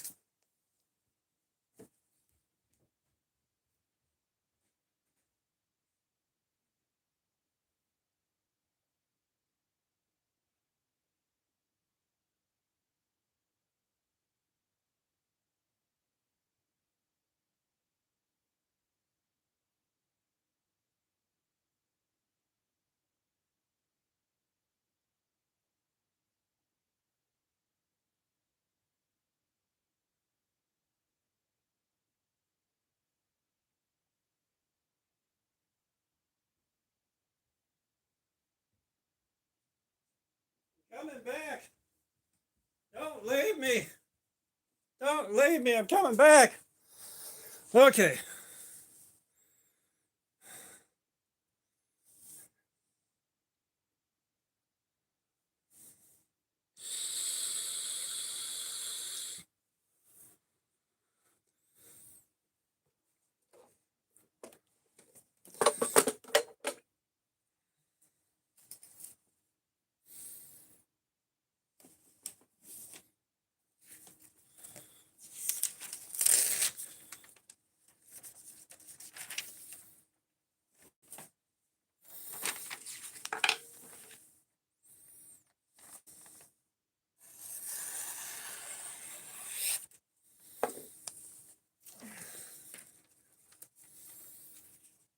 Nah, it's going to be lower than 175. I'm going to guess about 140.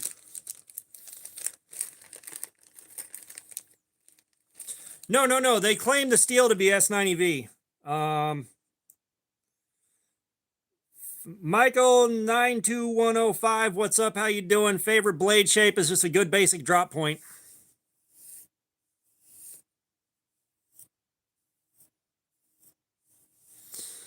Okay.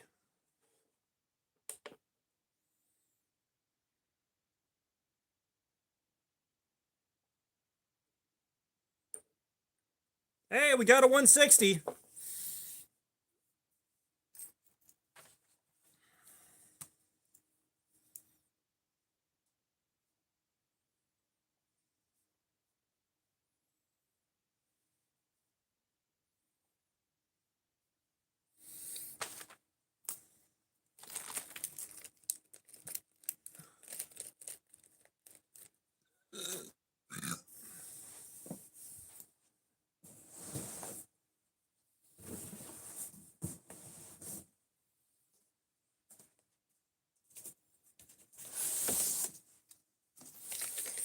All right, so we'll give it a couple minutes here, and then we'll get started back in on the new edge and see how long the new edge holds up. Hoping for maybe an hour and a half out of it.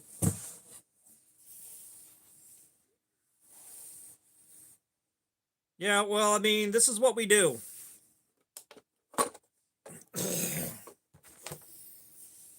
This is what we do. Yeah, we put a lot of work into sharpening what we suspect is 3CR13, but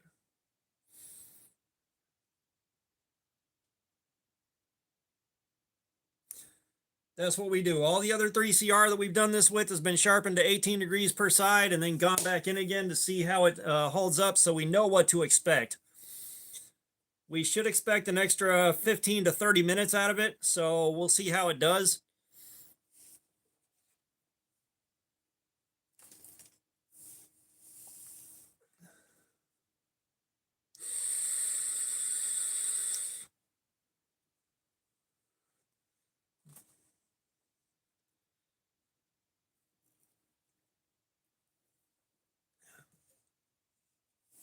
And I'm going to go bust a whiz real quick before we get started again.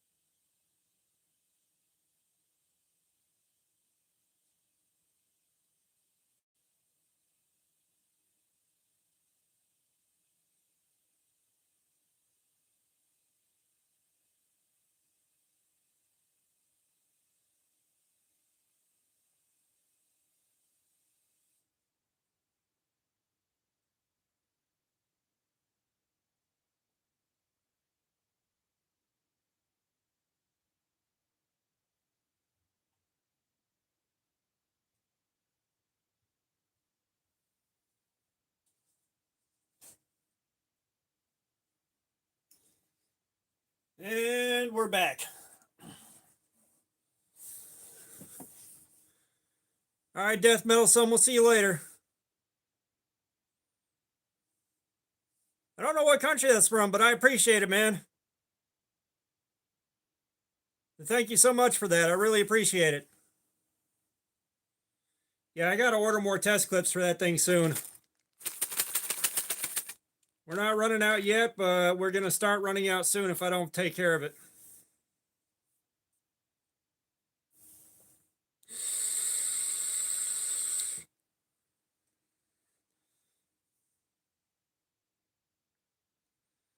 Right, Brando? That'd be stupid.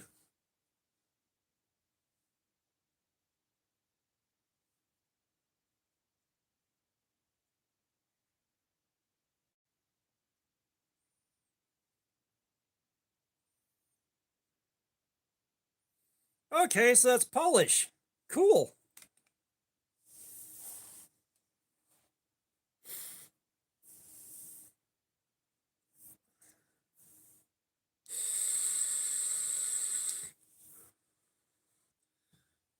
All right, let's grip and rip it.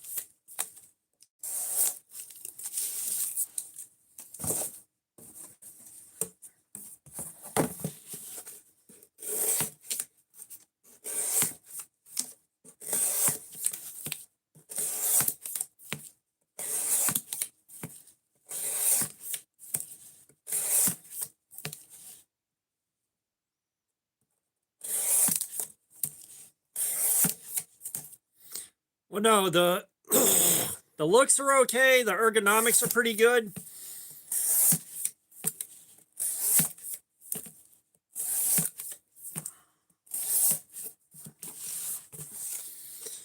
But what do you do?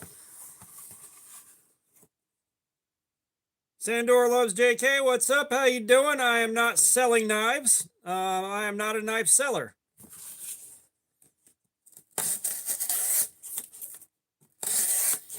We're just doing testing on it.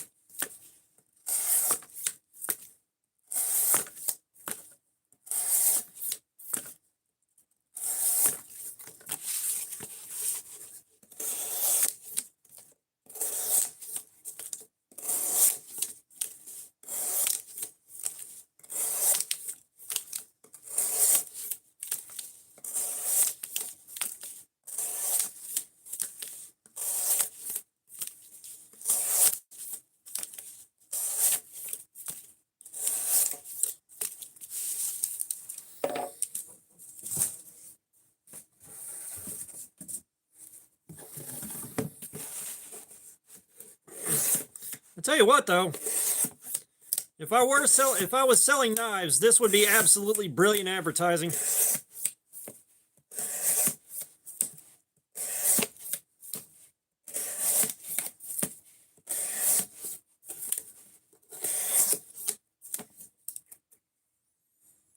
Brando, thank you for the goat trophy. I appreciate it.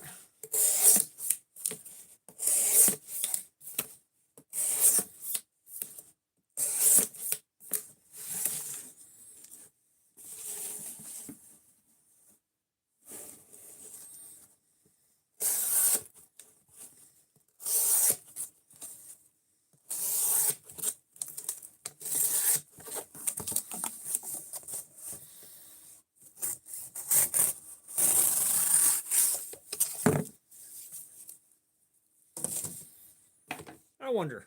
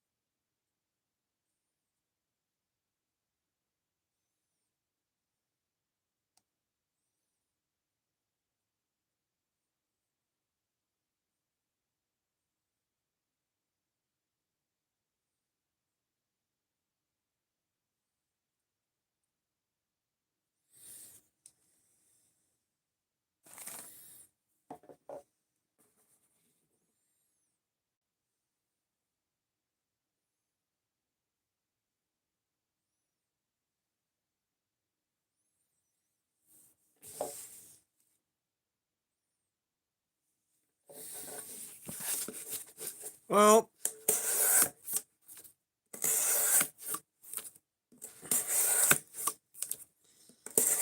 those things are rubies or gems or whatever the hell, and they're worth like a penny each or part of a penny each or something like that. So basically you just threw a few bucks in the hat.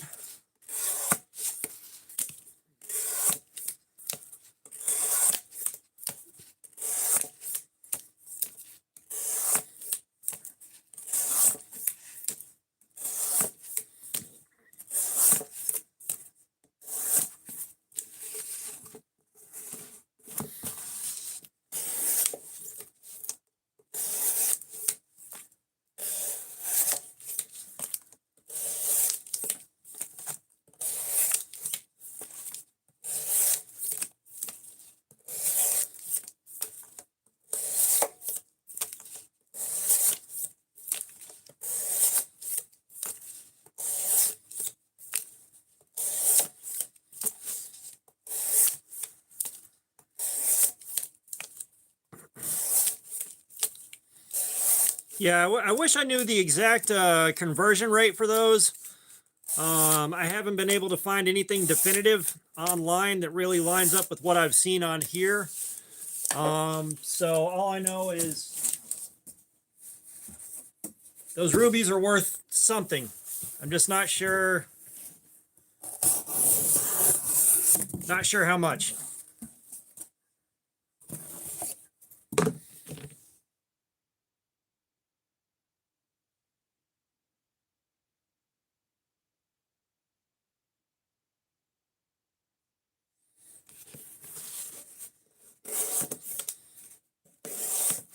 Yeah, I'm sure somebody out there knows.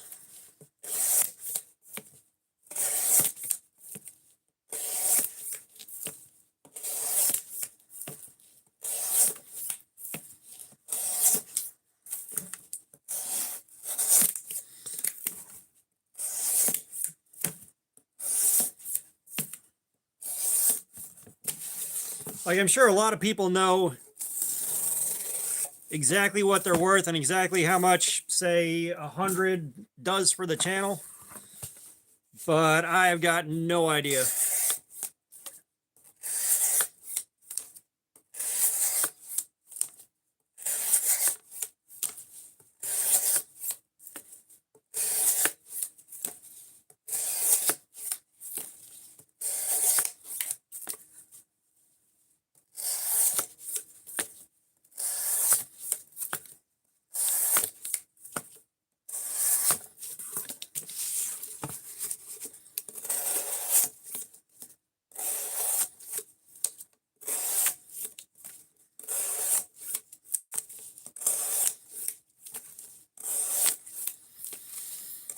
Oh man, I'll tell you what, you guys.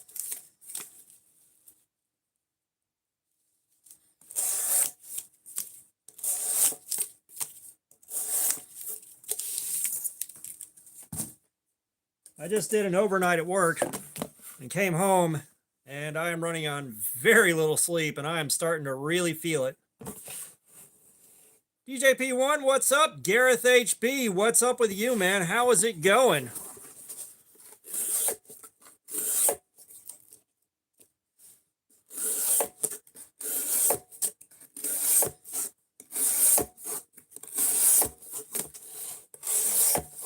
It's like, I know on my last live stream, Oz built since 1996, is that right? What's going on, dude? We are doing edge retention testing. We're looking to see how much cardboard we can cut up with this knife before the edge is completely fucking wrecked. And good. I'm doing good, man. Things got squirrely for a little while.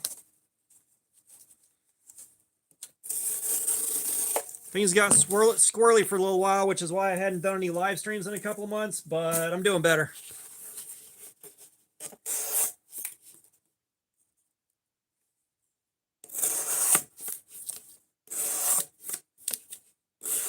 Yeah, DJP1, I'm being, oh, cool, I got it right. DJP, I'm being very careful. Trust me on that, I'm being very careful.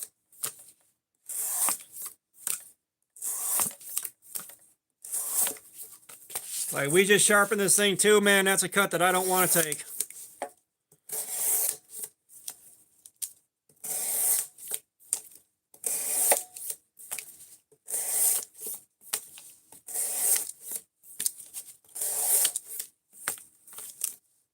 Offset Guitar Tech, what's up? How you doing?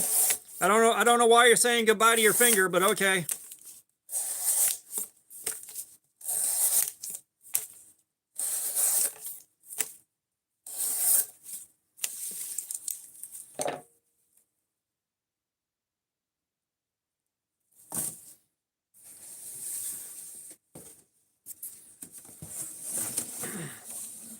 Offset Guitar Tech, we are making vegan bacon for the local orphanage.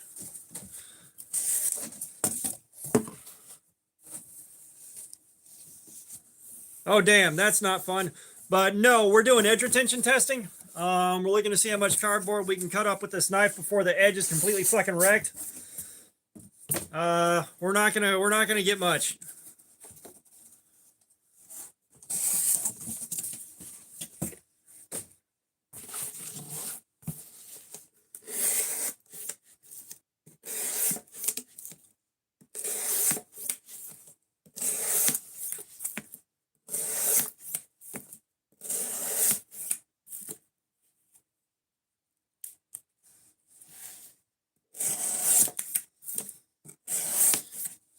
Yeah, I was gonna say, hey, I appreciate the sub, man.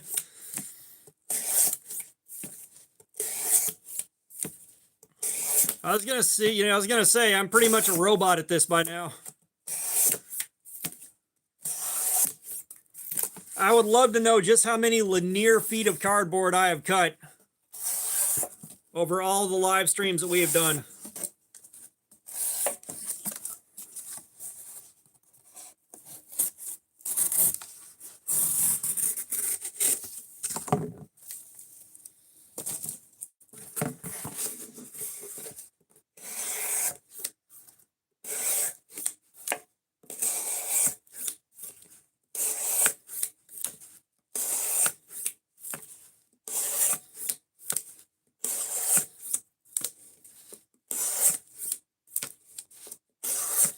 I am totally real human. Let's do skateboards.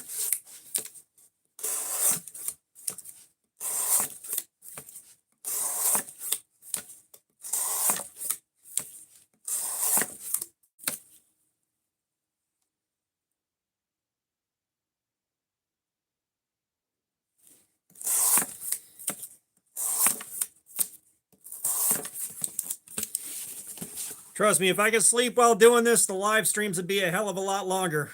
It's just like, all right, next knife. What? Who? How many hours has it been?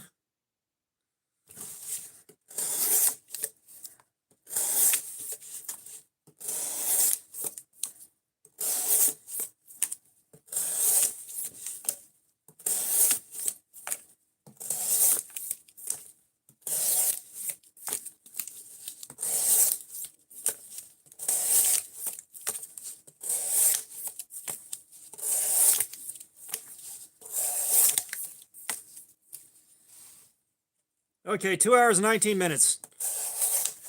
Wake me up at 4 hours.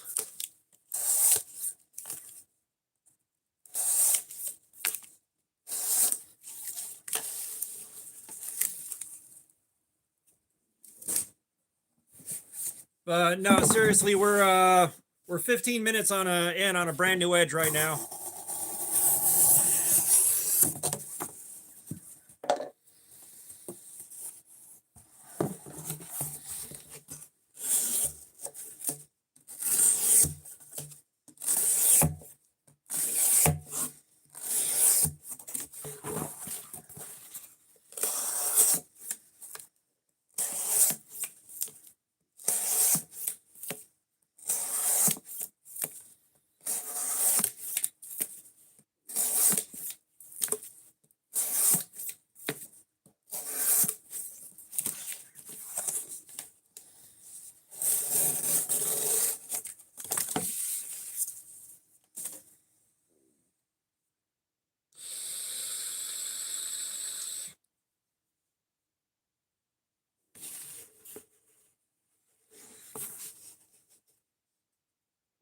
DJP, believe it or not, I can get this stuff recycled at work for free. So I just take it to work and drop it off there.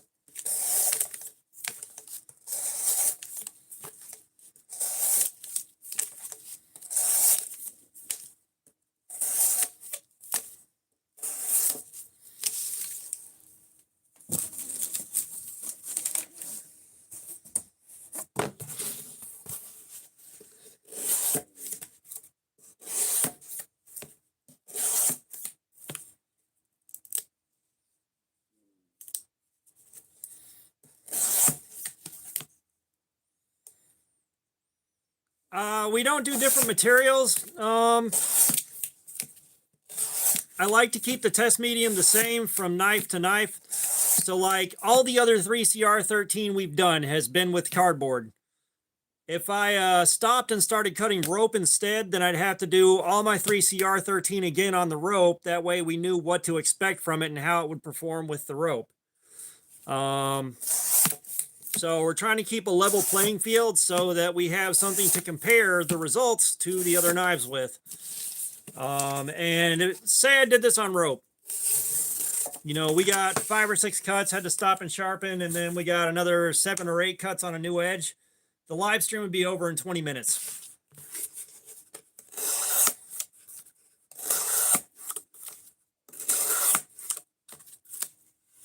Globe Jumper, what's up? How you doing? I work in retail, so I get to take home all the cardboard I can eat.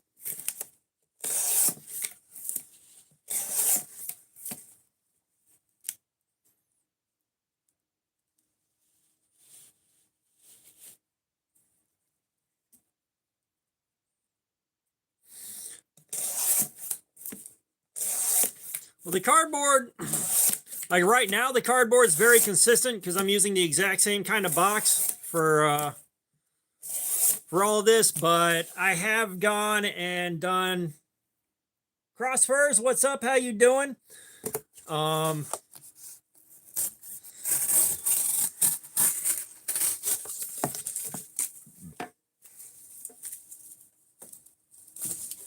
But I have done this testing with a wide array of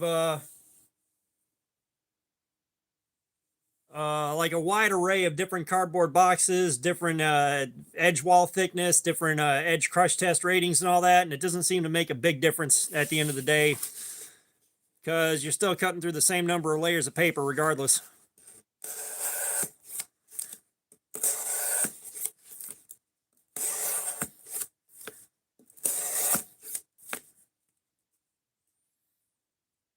OGK fabrication. No, I'm totally real human.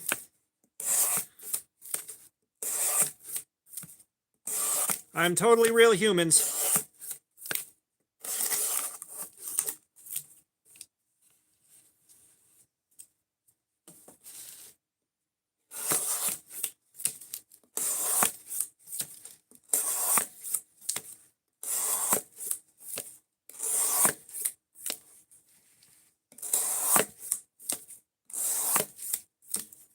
OGK Fabrication 4180 thinks I am not totally real.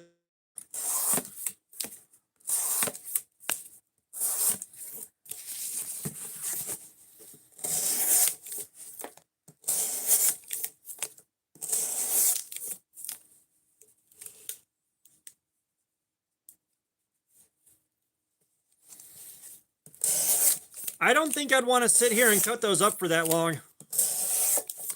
But U-Haul makes you buy the boxes, which I've been trying to figure out an easier way to source cardboard.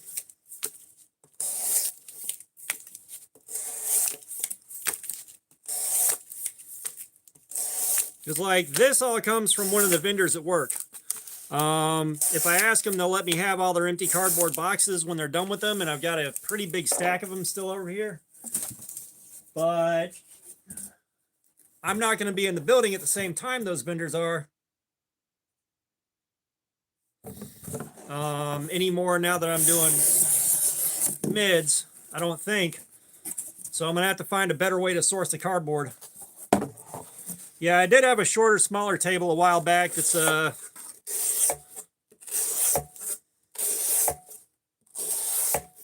sitting across the room from me. I'm looking at it right now.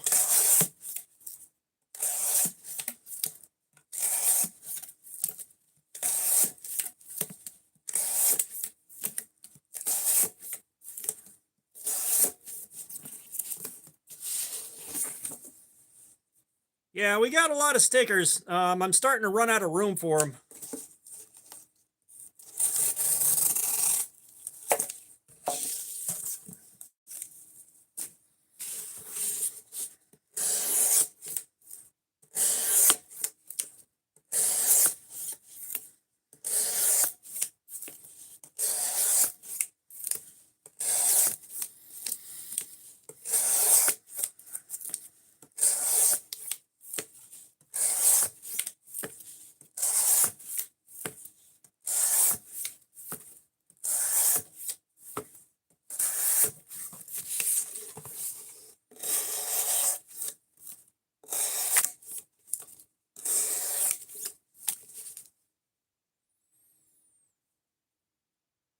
No Rapper 6182, what's up? How you doing? Michael, I am not jealous. Try to enjoy. But I do not have Microtech money, but I'm willing to imagine with the number of people that are diehard with it, I imagine it's really good.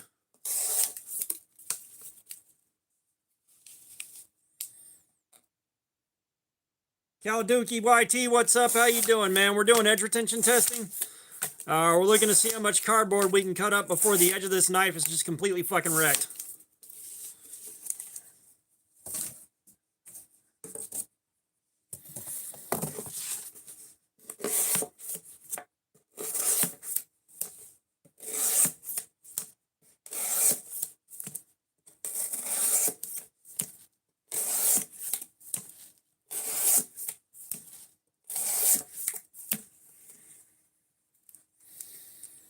No, I will say the one thing that gets me with Microtech, and one of the things that steers me away from trying to save up for one, is if you sharpen your knife yourself, you void the warranty. Like, what the fuck?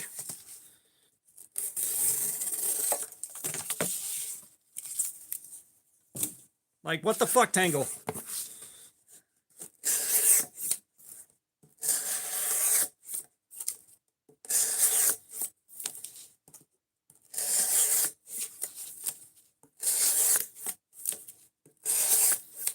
Like, I've got my own sharpening gear, and I don't mind dinging up the plunge line or something like that, sharpening it, because that's just what happens.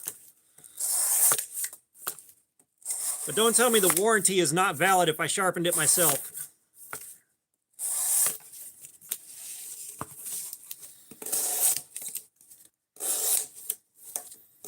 Yeah, definitely hit the like button if you haven't, guys. Trying to reach 100 likes, but I don't think we're going to get it on this stream.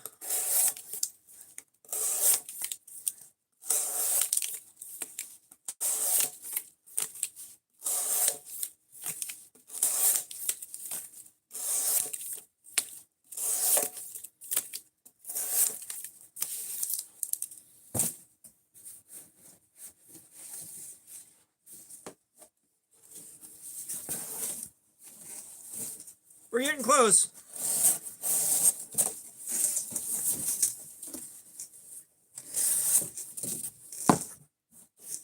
I said, with the number of concurrent viewers we have kind of hovering around 20 to 25, we're probably not going to see 100 likes by the end of the live stream. But that's also a really low concurrent count, probably because I'm streaming in the middle of the day. Hey, one more.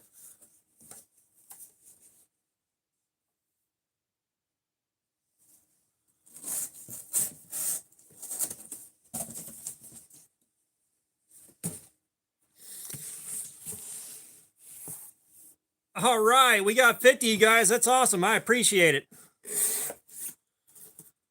But it's probably because I'm streaming in the middle of the day. When I stream early in the morning, starting at around 3 or 4 o'clock, you know, we'll get a shit ton of people in here watching at once from all corners of the globe. And then once we hit where those guys are out there busy doing their thing, the count really drops.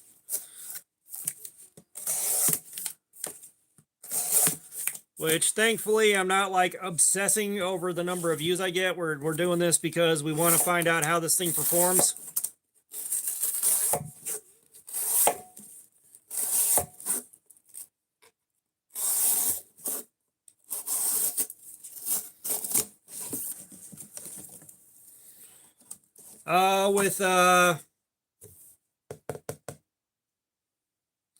So first off, with this edge, we have been cutting for 30 minutes. And we're testing this. It's a letter salad Chinese name, and they said that they say the knife is S90V, but it's performing like 3CR13.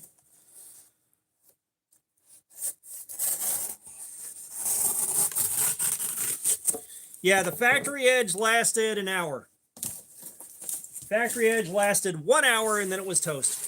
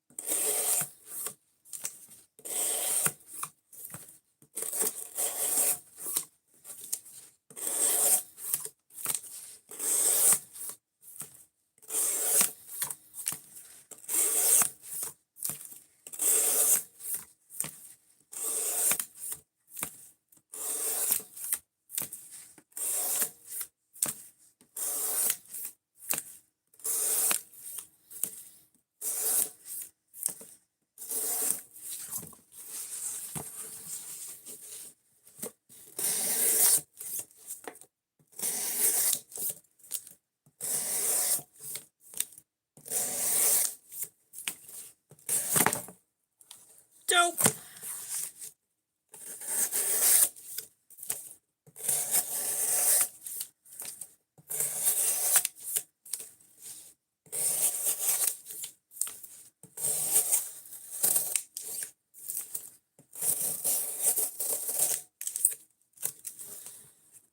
That's not a great sign.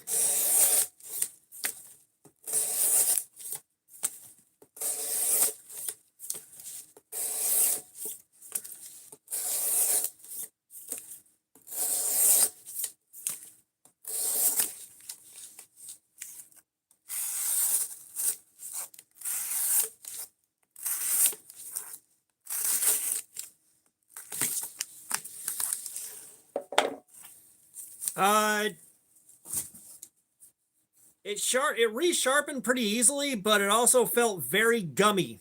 It felt like the knife was covered in sticker residue the whole time.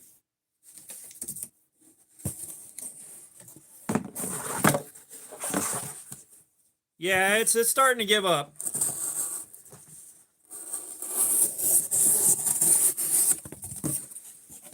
Like I said, if this was the S90V that they say that it is, that they claim it to be, we'd be at this for about 5 hours before the edge gave out, not 30 minutes and starting to see problems.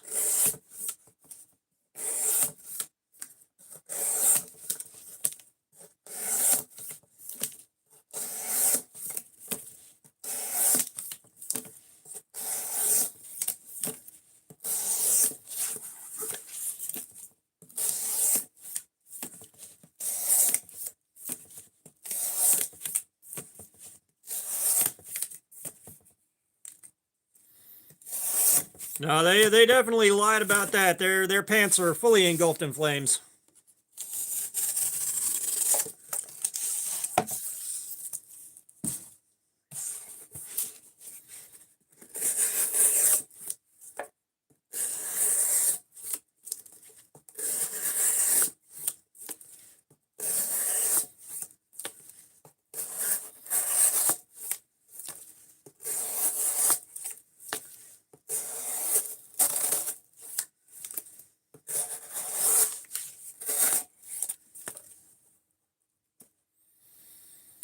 I think it's 3CR13.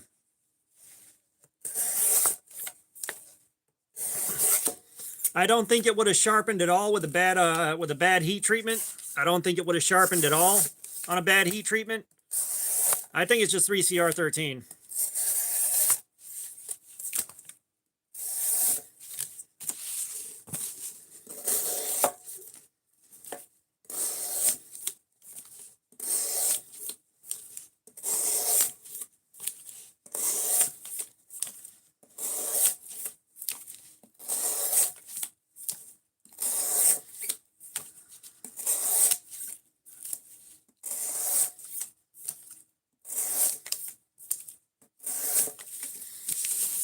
Oh, man.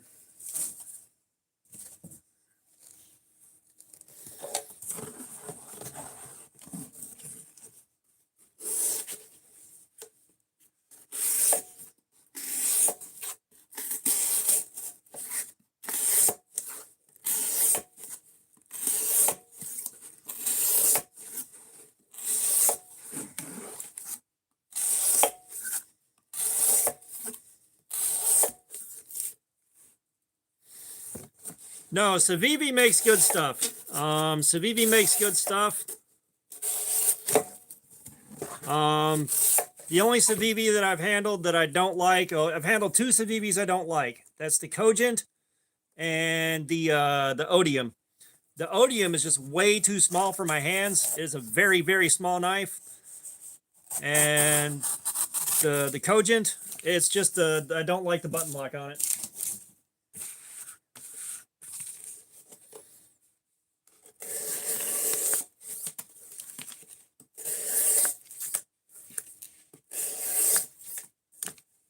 All right, Globe Jumper, we'll see you later. Appreciate you dropping by.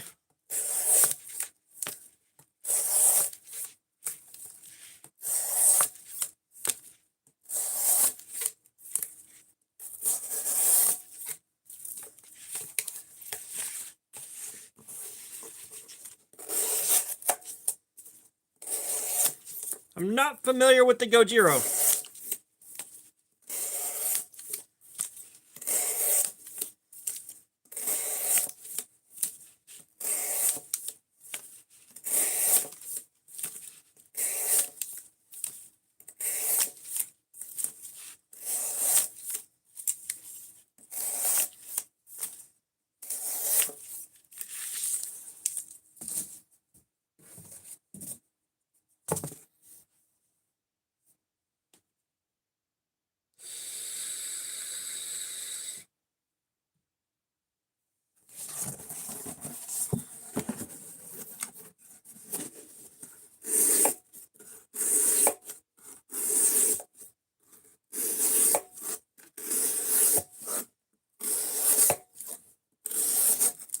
Yeah, I would trust Civivi with their D2.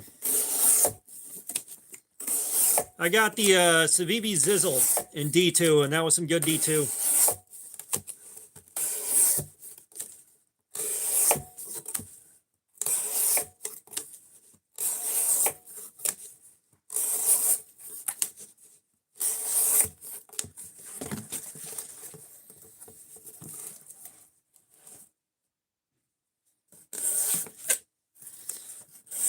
I may end up returning it.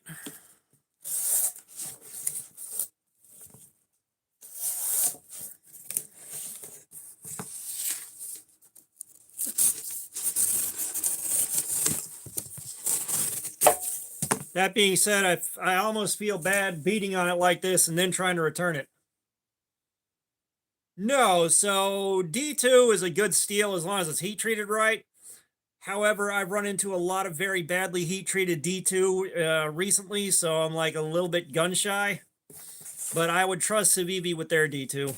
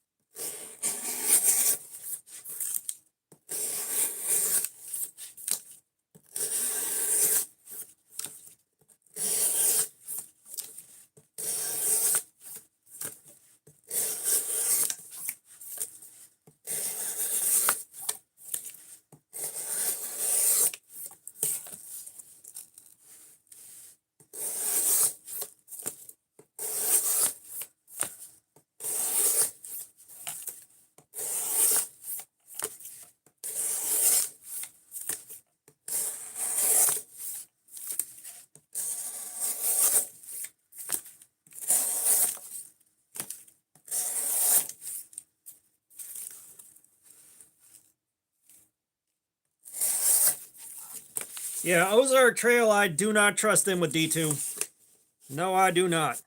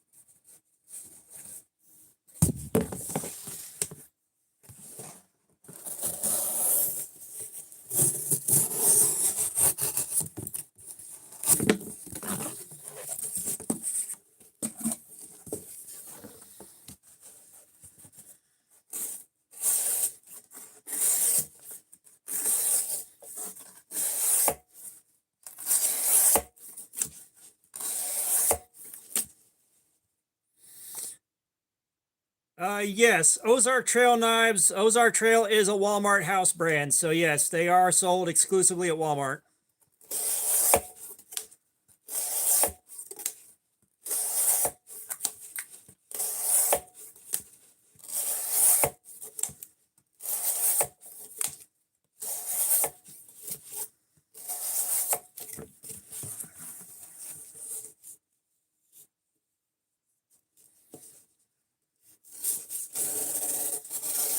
Yeah, Brando, did you get the hang of making that precision adjust work for you finally?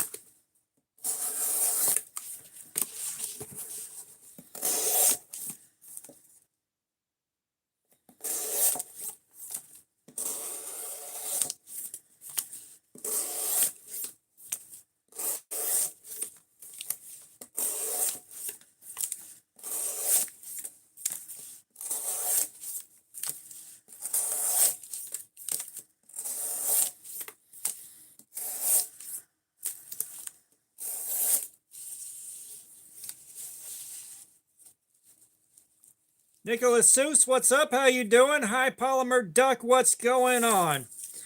So we have got that whatever the hell it is from Amazon that says it's S90V. It ain't S90V. I think we're looking at 3CR13.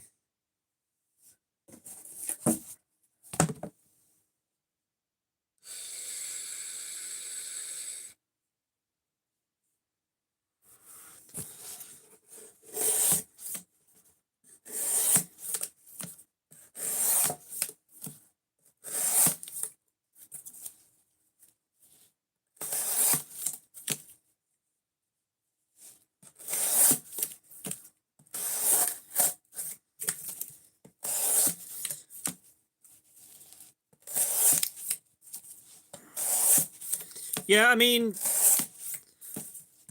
we all know, like, they're listing it as S90V to sell it to people who don't know better. And people, because, like, nobody in their right mind that knows their way around steel and blade steel is going to say, hey, yeah, the S90V is definitely $23.50. You know, S90V is definitely $24. We know better. But, you know, the guys that don't know, it's an easy sell.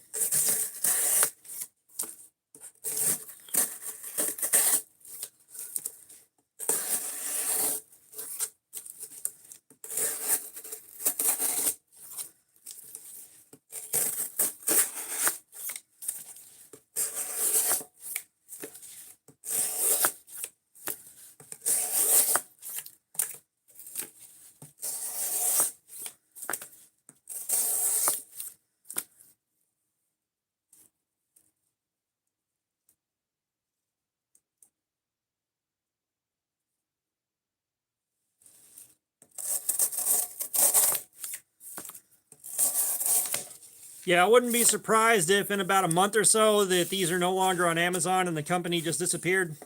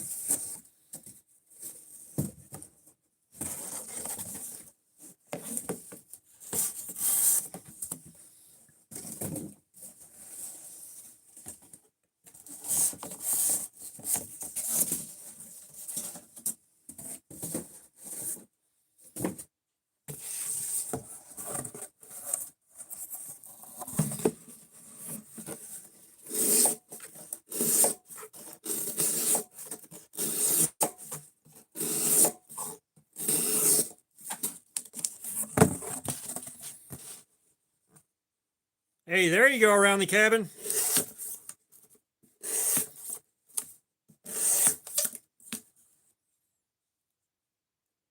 Nicholas, I appreciate that 100, man. Thank you for that. I appreciate it. Yeah, flint knapping would be something that'd be fun to learn. That being said, I have neither the time nor the energy to try to add a new skill to the set. Like, it would be cool to learn flint knapping, but I don't want to spend the time on it.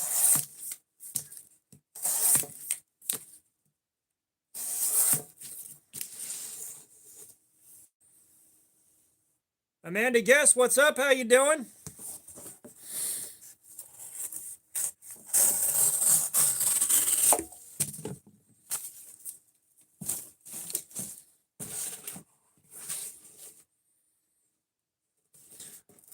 I'm doing good. I'm doing a live stream, hanging out with you guys. I'm doing pretty good right now.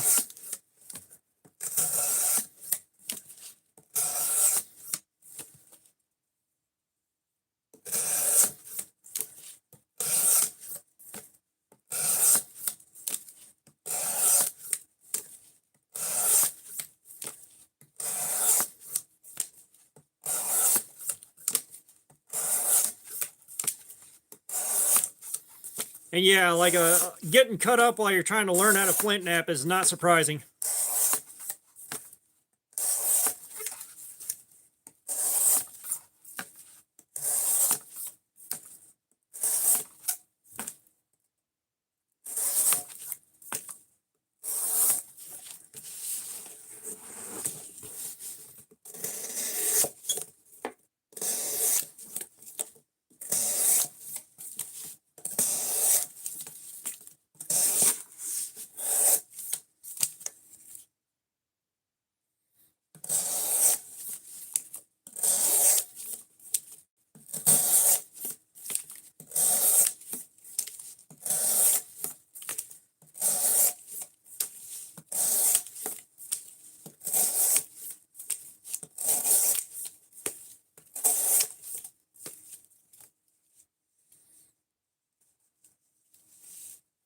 Yeah, I don't think I'm going to see any snow this year.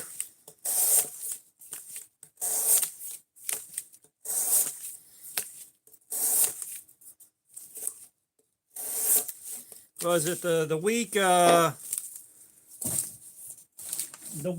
La Nina, I believe, is our current weather system. Means for me it's going to be a warmer winter than usual and like 75% less snow than usual, and we get snow maybe once every 4 or 5 years as it is.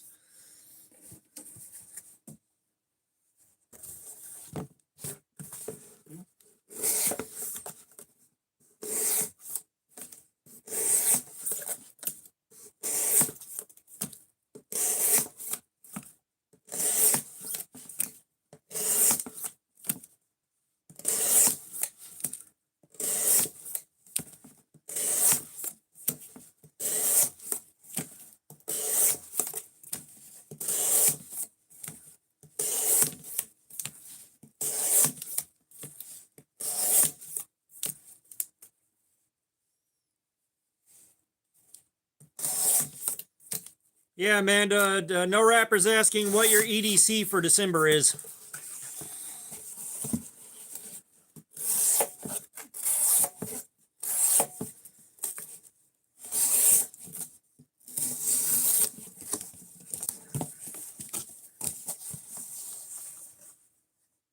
Andrew the Suspicious, what's up? How you doing, man?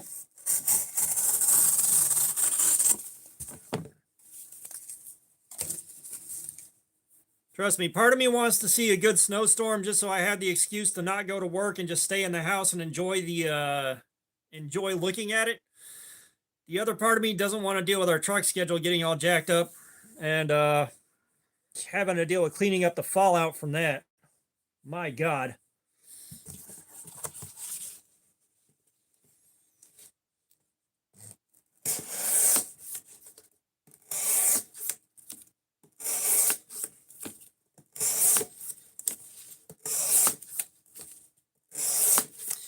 Yeah, the weather report that I saw that was talking about the extended forecast said that I think the Midwest and the Northeast are going to get like borderline record-setting amounts of snow this year.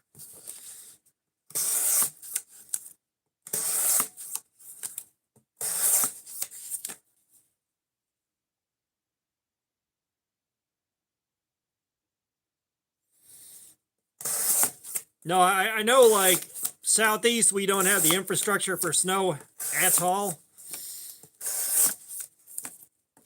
You know, and there's nowhere I can go from my house that isn't a gigantic hill in any direction. So there's no way in hell I'm going to risk it trying to go to work if it snows. It's like, nope, I'm staying home.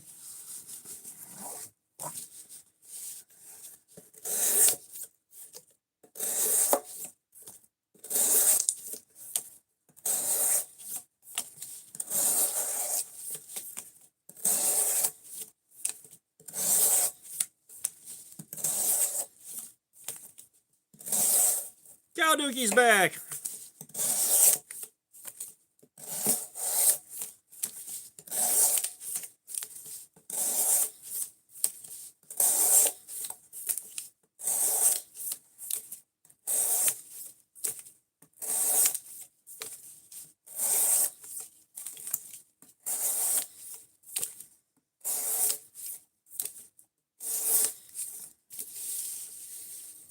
That King 2, what's up? How you doing? The knife is kind of sharp, but I've been beating on it for almost an hour now, so it's starting to go dull.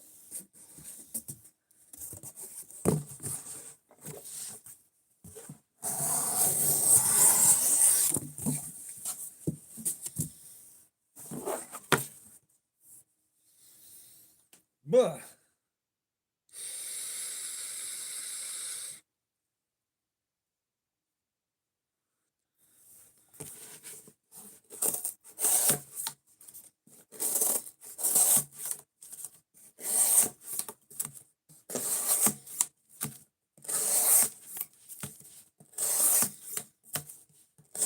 No, like I've got experience driving in the snow. It used to be every time it snowed, I'd get out in the car and go play in it. But it's been a very long time, and I don't feel like taking the risk. The last time I was out driving around in the snow,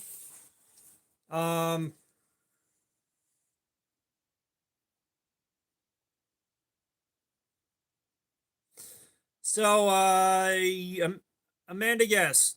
I didn't put the Christmas tree. The Christmas tree has been out for like 3 years now. I keep forgetting to put it back up at the end of the season, so it's just it was already out. The boxes. I know a family of homeless orphans, and I'll take the cardboard to their house, and their parents say they can eat all the cardboard they want before I take it to get recycled. But the last time we had snow that I drove around in, I was fine. But I had, like, when people started driving on it, I had one guy riding his brakes uphill so slowly that I couldn't. I had my foot off the gas, and I let the transmission pull me up the hill behind him, and it was still going too fast. And I had to hit my brakes and slow down so much that I started sliding backwards and damn near took out the car behind me. Because dude would not get the fuck out of the way. So it's not so much that, like, the big hills. No, I do not trust that I'm not going to break loose and slide down those motherfuckers, because they're not going to be treated. But as far as reasonably flat ground, I trust myself to drive on it, but I don't trust anybody else for good reason. I don't want somebody else taking me out.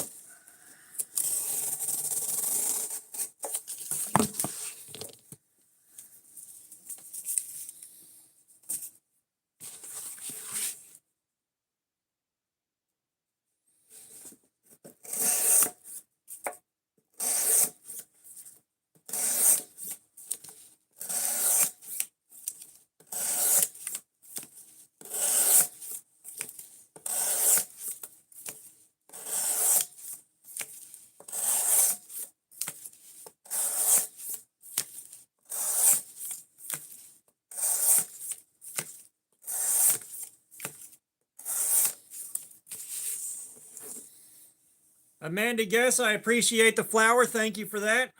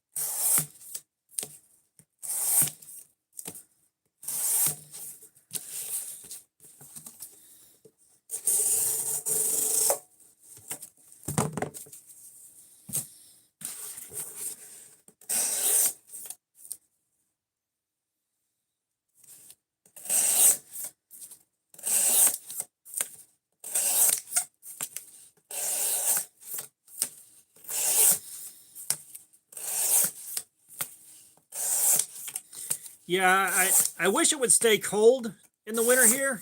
That'd be nice. Just to get the insect population back under control. Like, it's December, and this is the first time I've had frost on a windshield.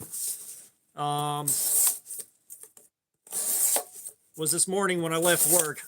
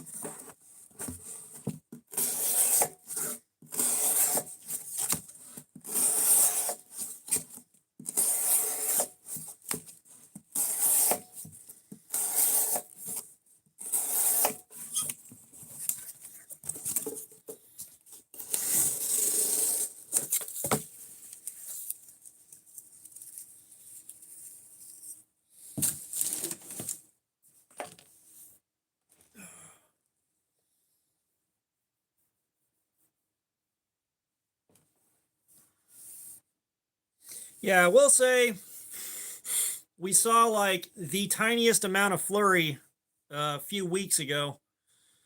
And I mean the tiniest amount. But I think that's all we're going to see.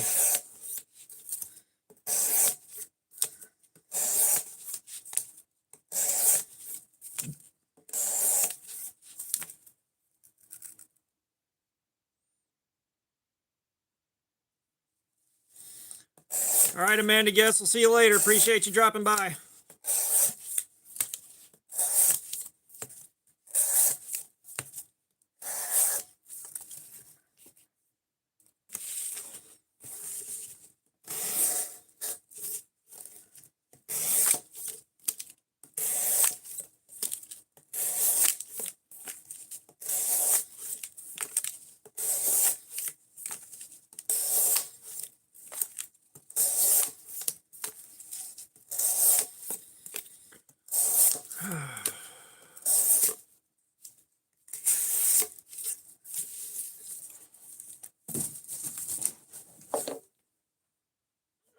Oh.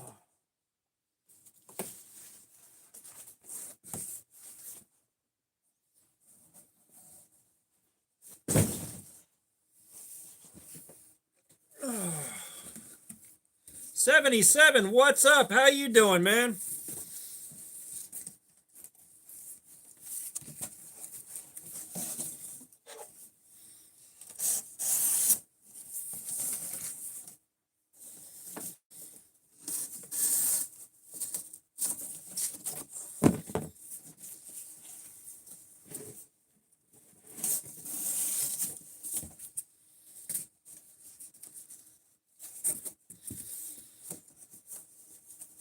77, that sounds wonderful.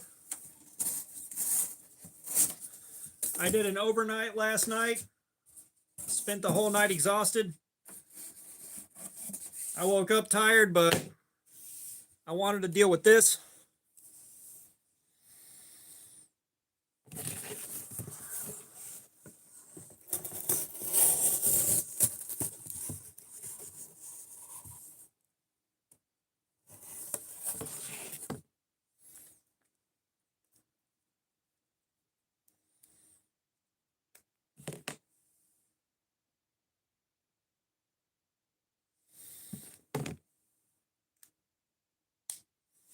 Okay, so that is an hour on this edge.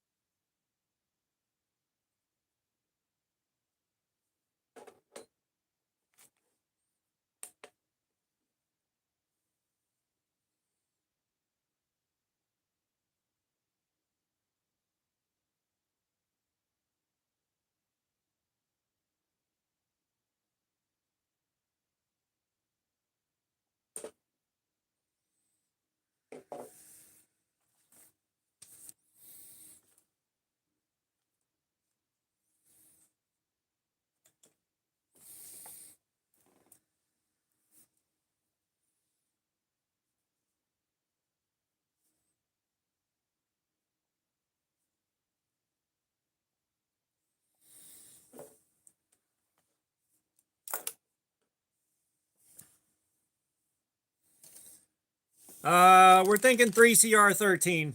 I'll be honest. This is the one I just did the video on that they said it was a S90V. It ain't no S90V.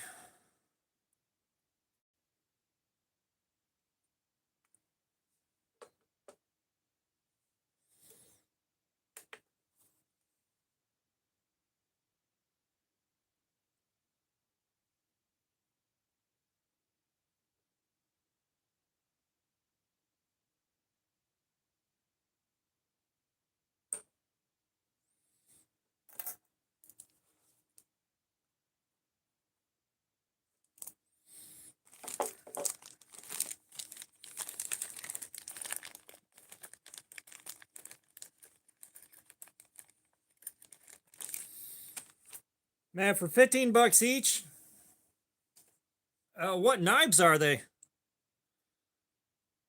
What knives are they for 15 bucks?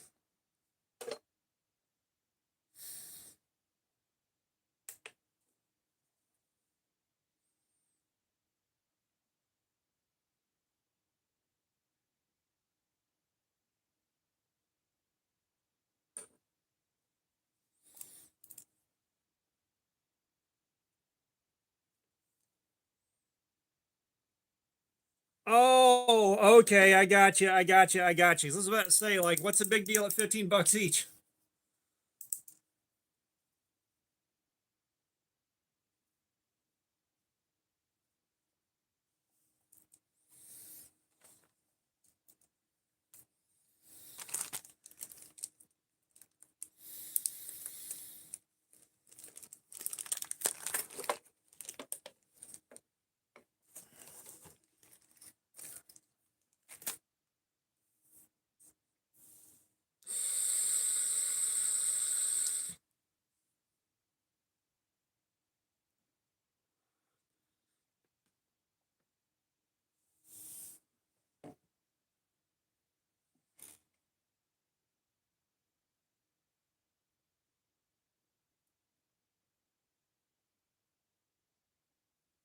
Yeah, we'll get started back up again in about 3 minutes here.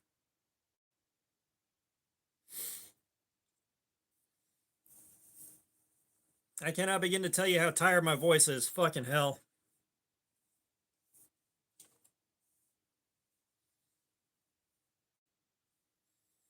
Dank Swizzle 228. What's going on? How you doing?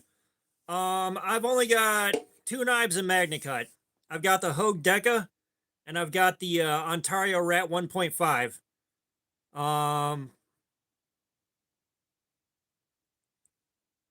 Oh, nice. Very cool. But of the two of those, I like the Hogue Deca more. The Hogue Deca is really hard to argue with.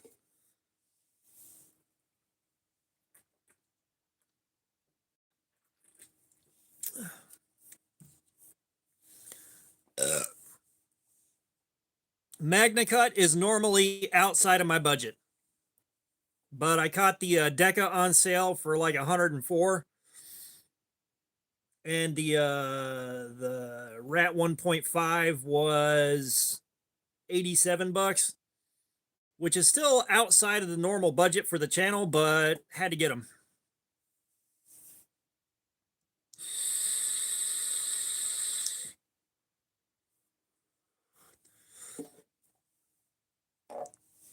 The fucking fake 90V.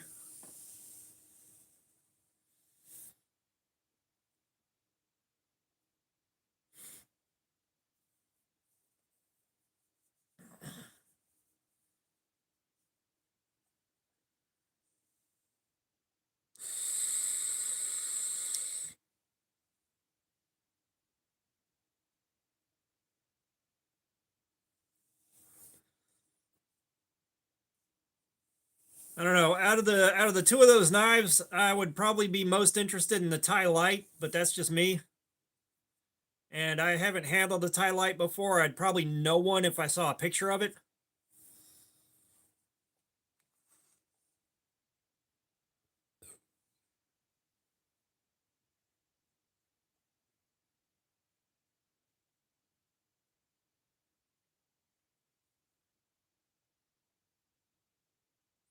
Oh, okay. Yeah. The cold steel Thai Light.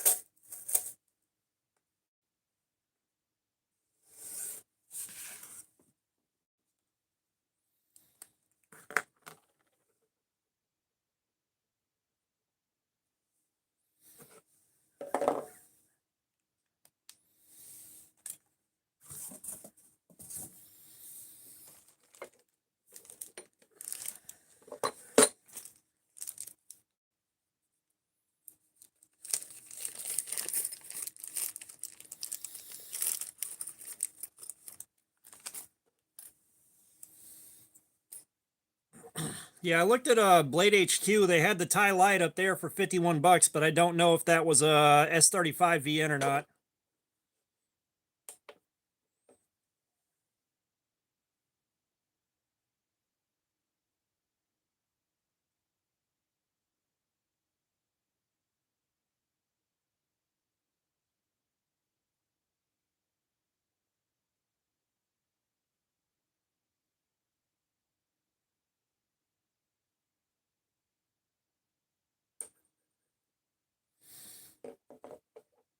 There's a bad spot in here somewhere.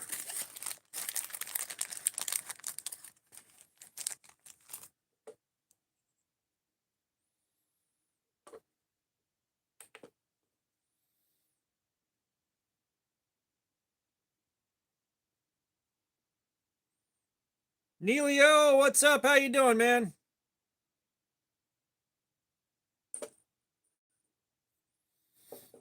All right, we're gonna do one more test.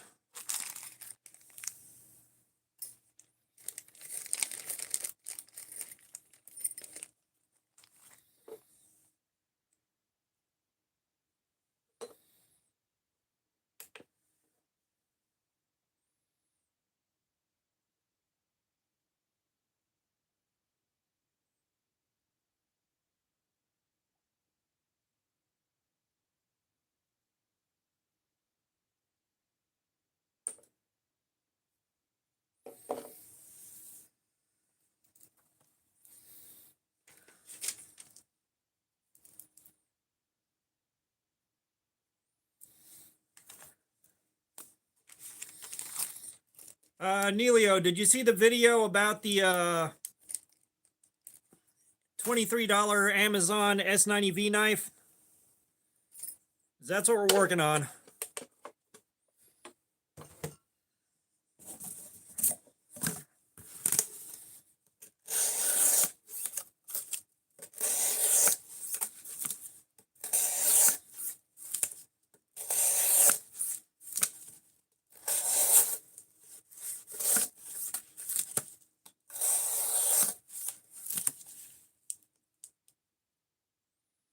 Oh, okay. Gotcha.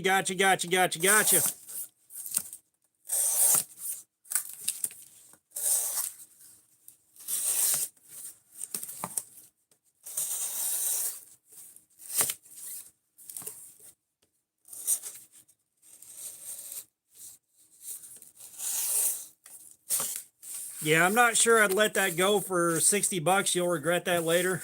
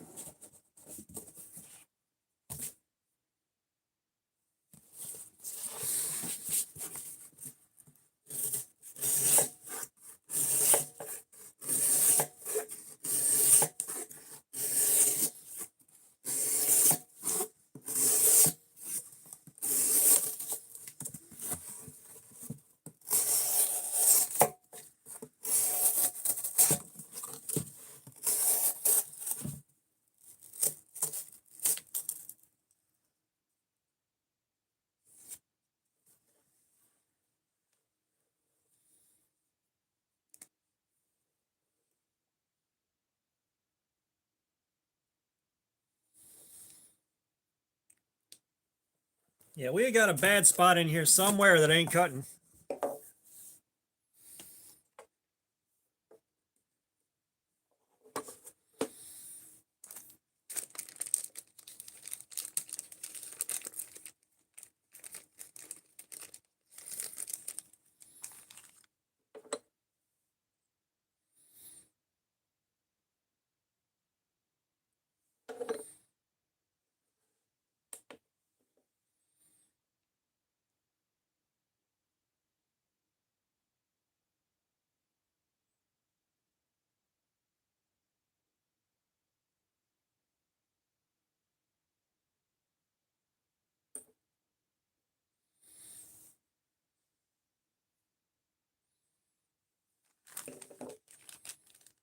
Oh, nice, no wrapper. That sounds real pleasant.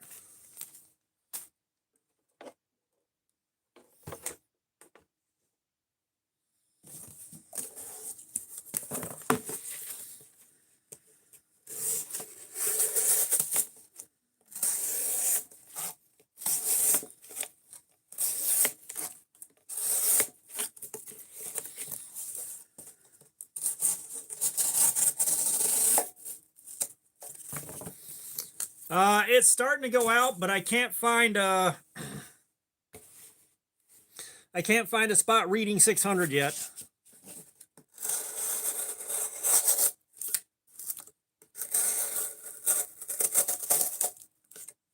But like, it's definitely letting go.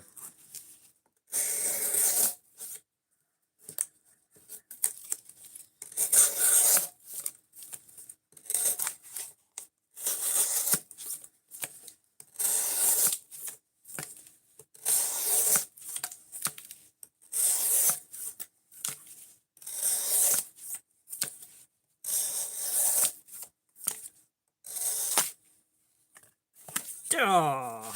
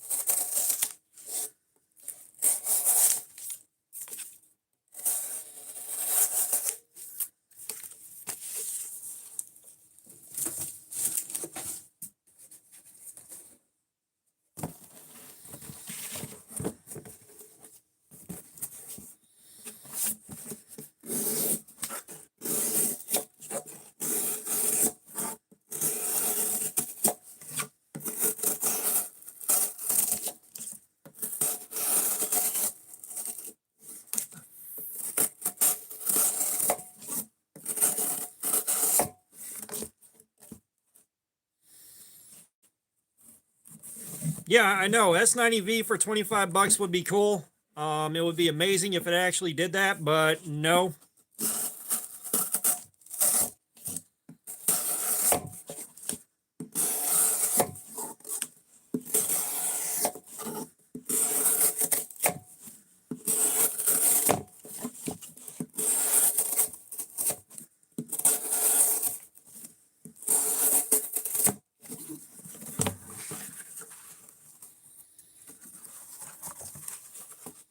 But yeah, it's being an entire problem.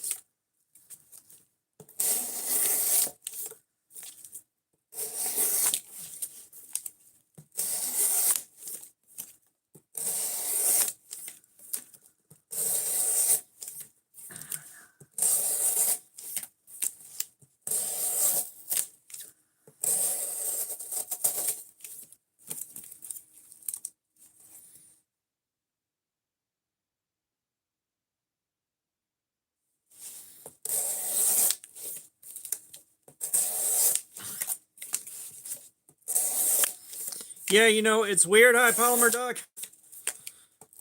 The more I do this, the more drawn I am to working blades as opposed to stuff that just looks cool.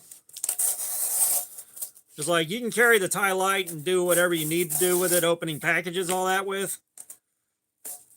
But I find the thought of a good solid working blade a lot more appealing.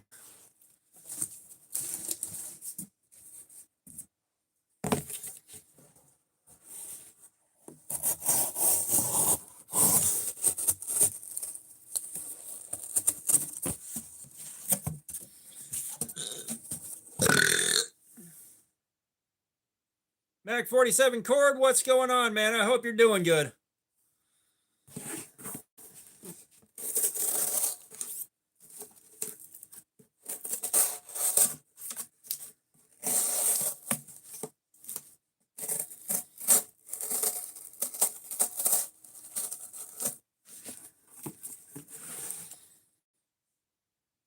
Yeah, I'd say that edge is toasted. Let's try to get a couple more cuts out of it, see what it does.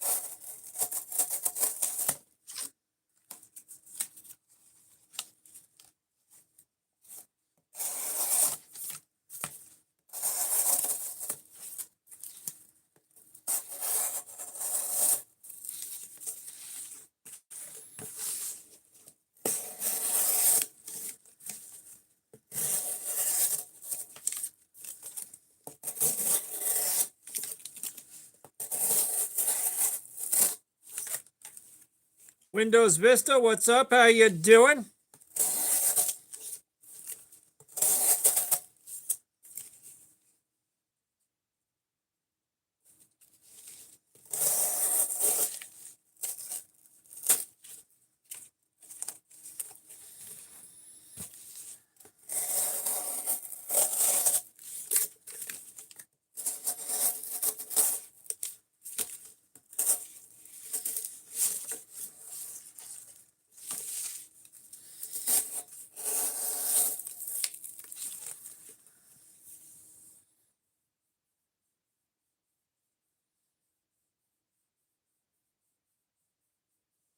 Yeah, I looked at the Provoke and I like the idea behind it, but I don't want to actually carry it. And yeah, we're going to say the edge is toast at this point.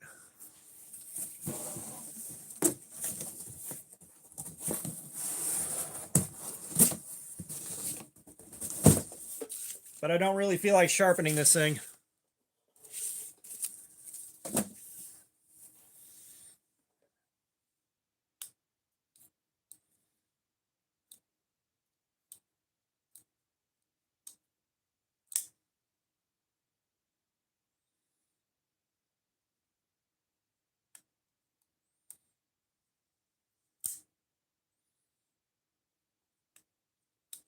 Yeah, and that's the thing is I don't feel like I don't feel safe with that thing. Like it's a good showpiece, but like I wouldn't feel too terribly safe carrying that thing.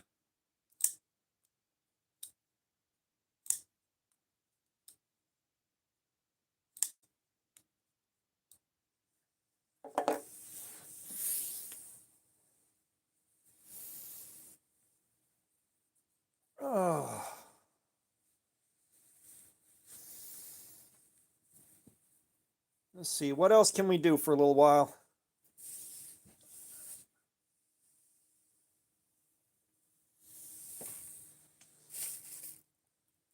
I would say we could go out to the shop and work on making some beads, but I am way too tired for that mess.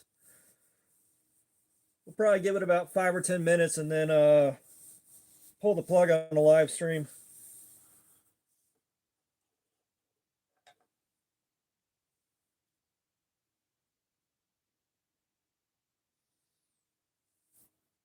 Yeah, and like part of me feels like one of those knuckles is gonna catch while I'm trying to pull it out of my pocket unless I'm being extremely careful. Like just trying to grab it on the fly and go, and it's gonna pop open on me.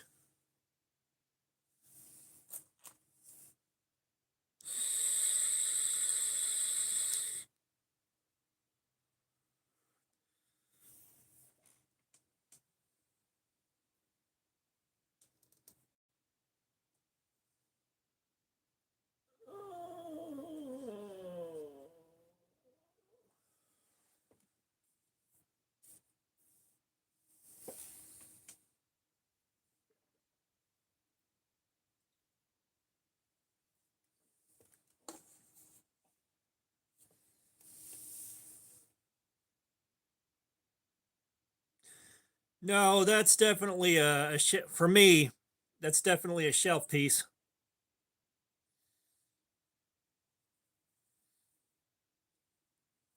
Yeah, we're gonna pull the plug on this thing. Is what we're gonna do, I think. So you guys that are still here, I appreciate y'all being here. I am gonna go lay down and pretend the world doesn't exist for a few hours.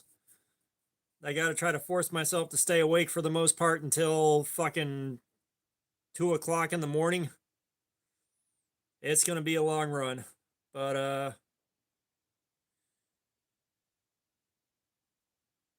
yeah, that's what we're gonna do. We're gonna take some notes and crash out, and then maybe I'll upload a video in a little while here.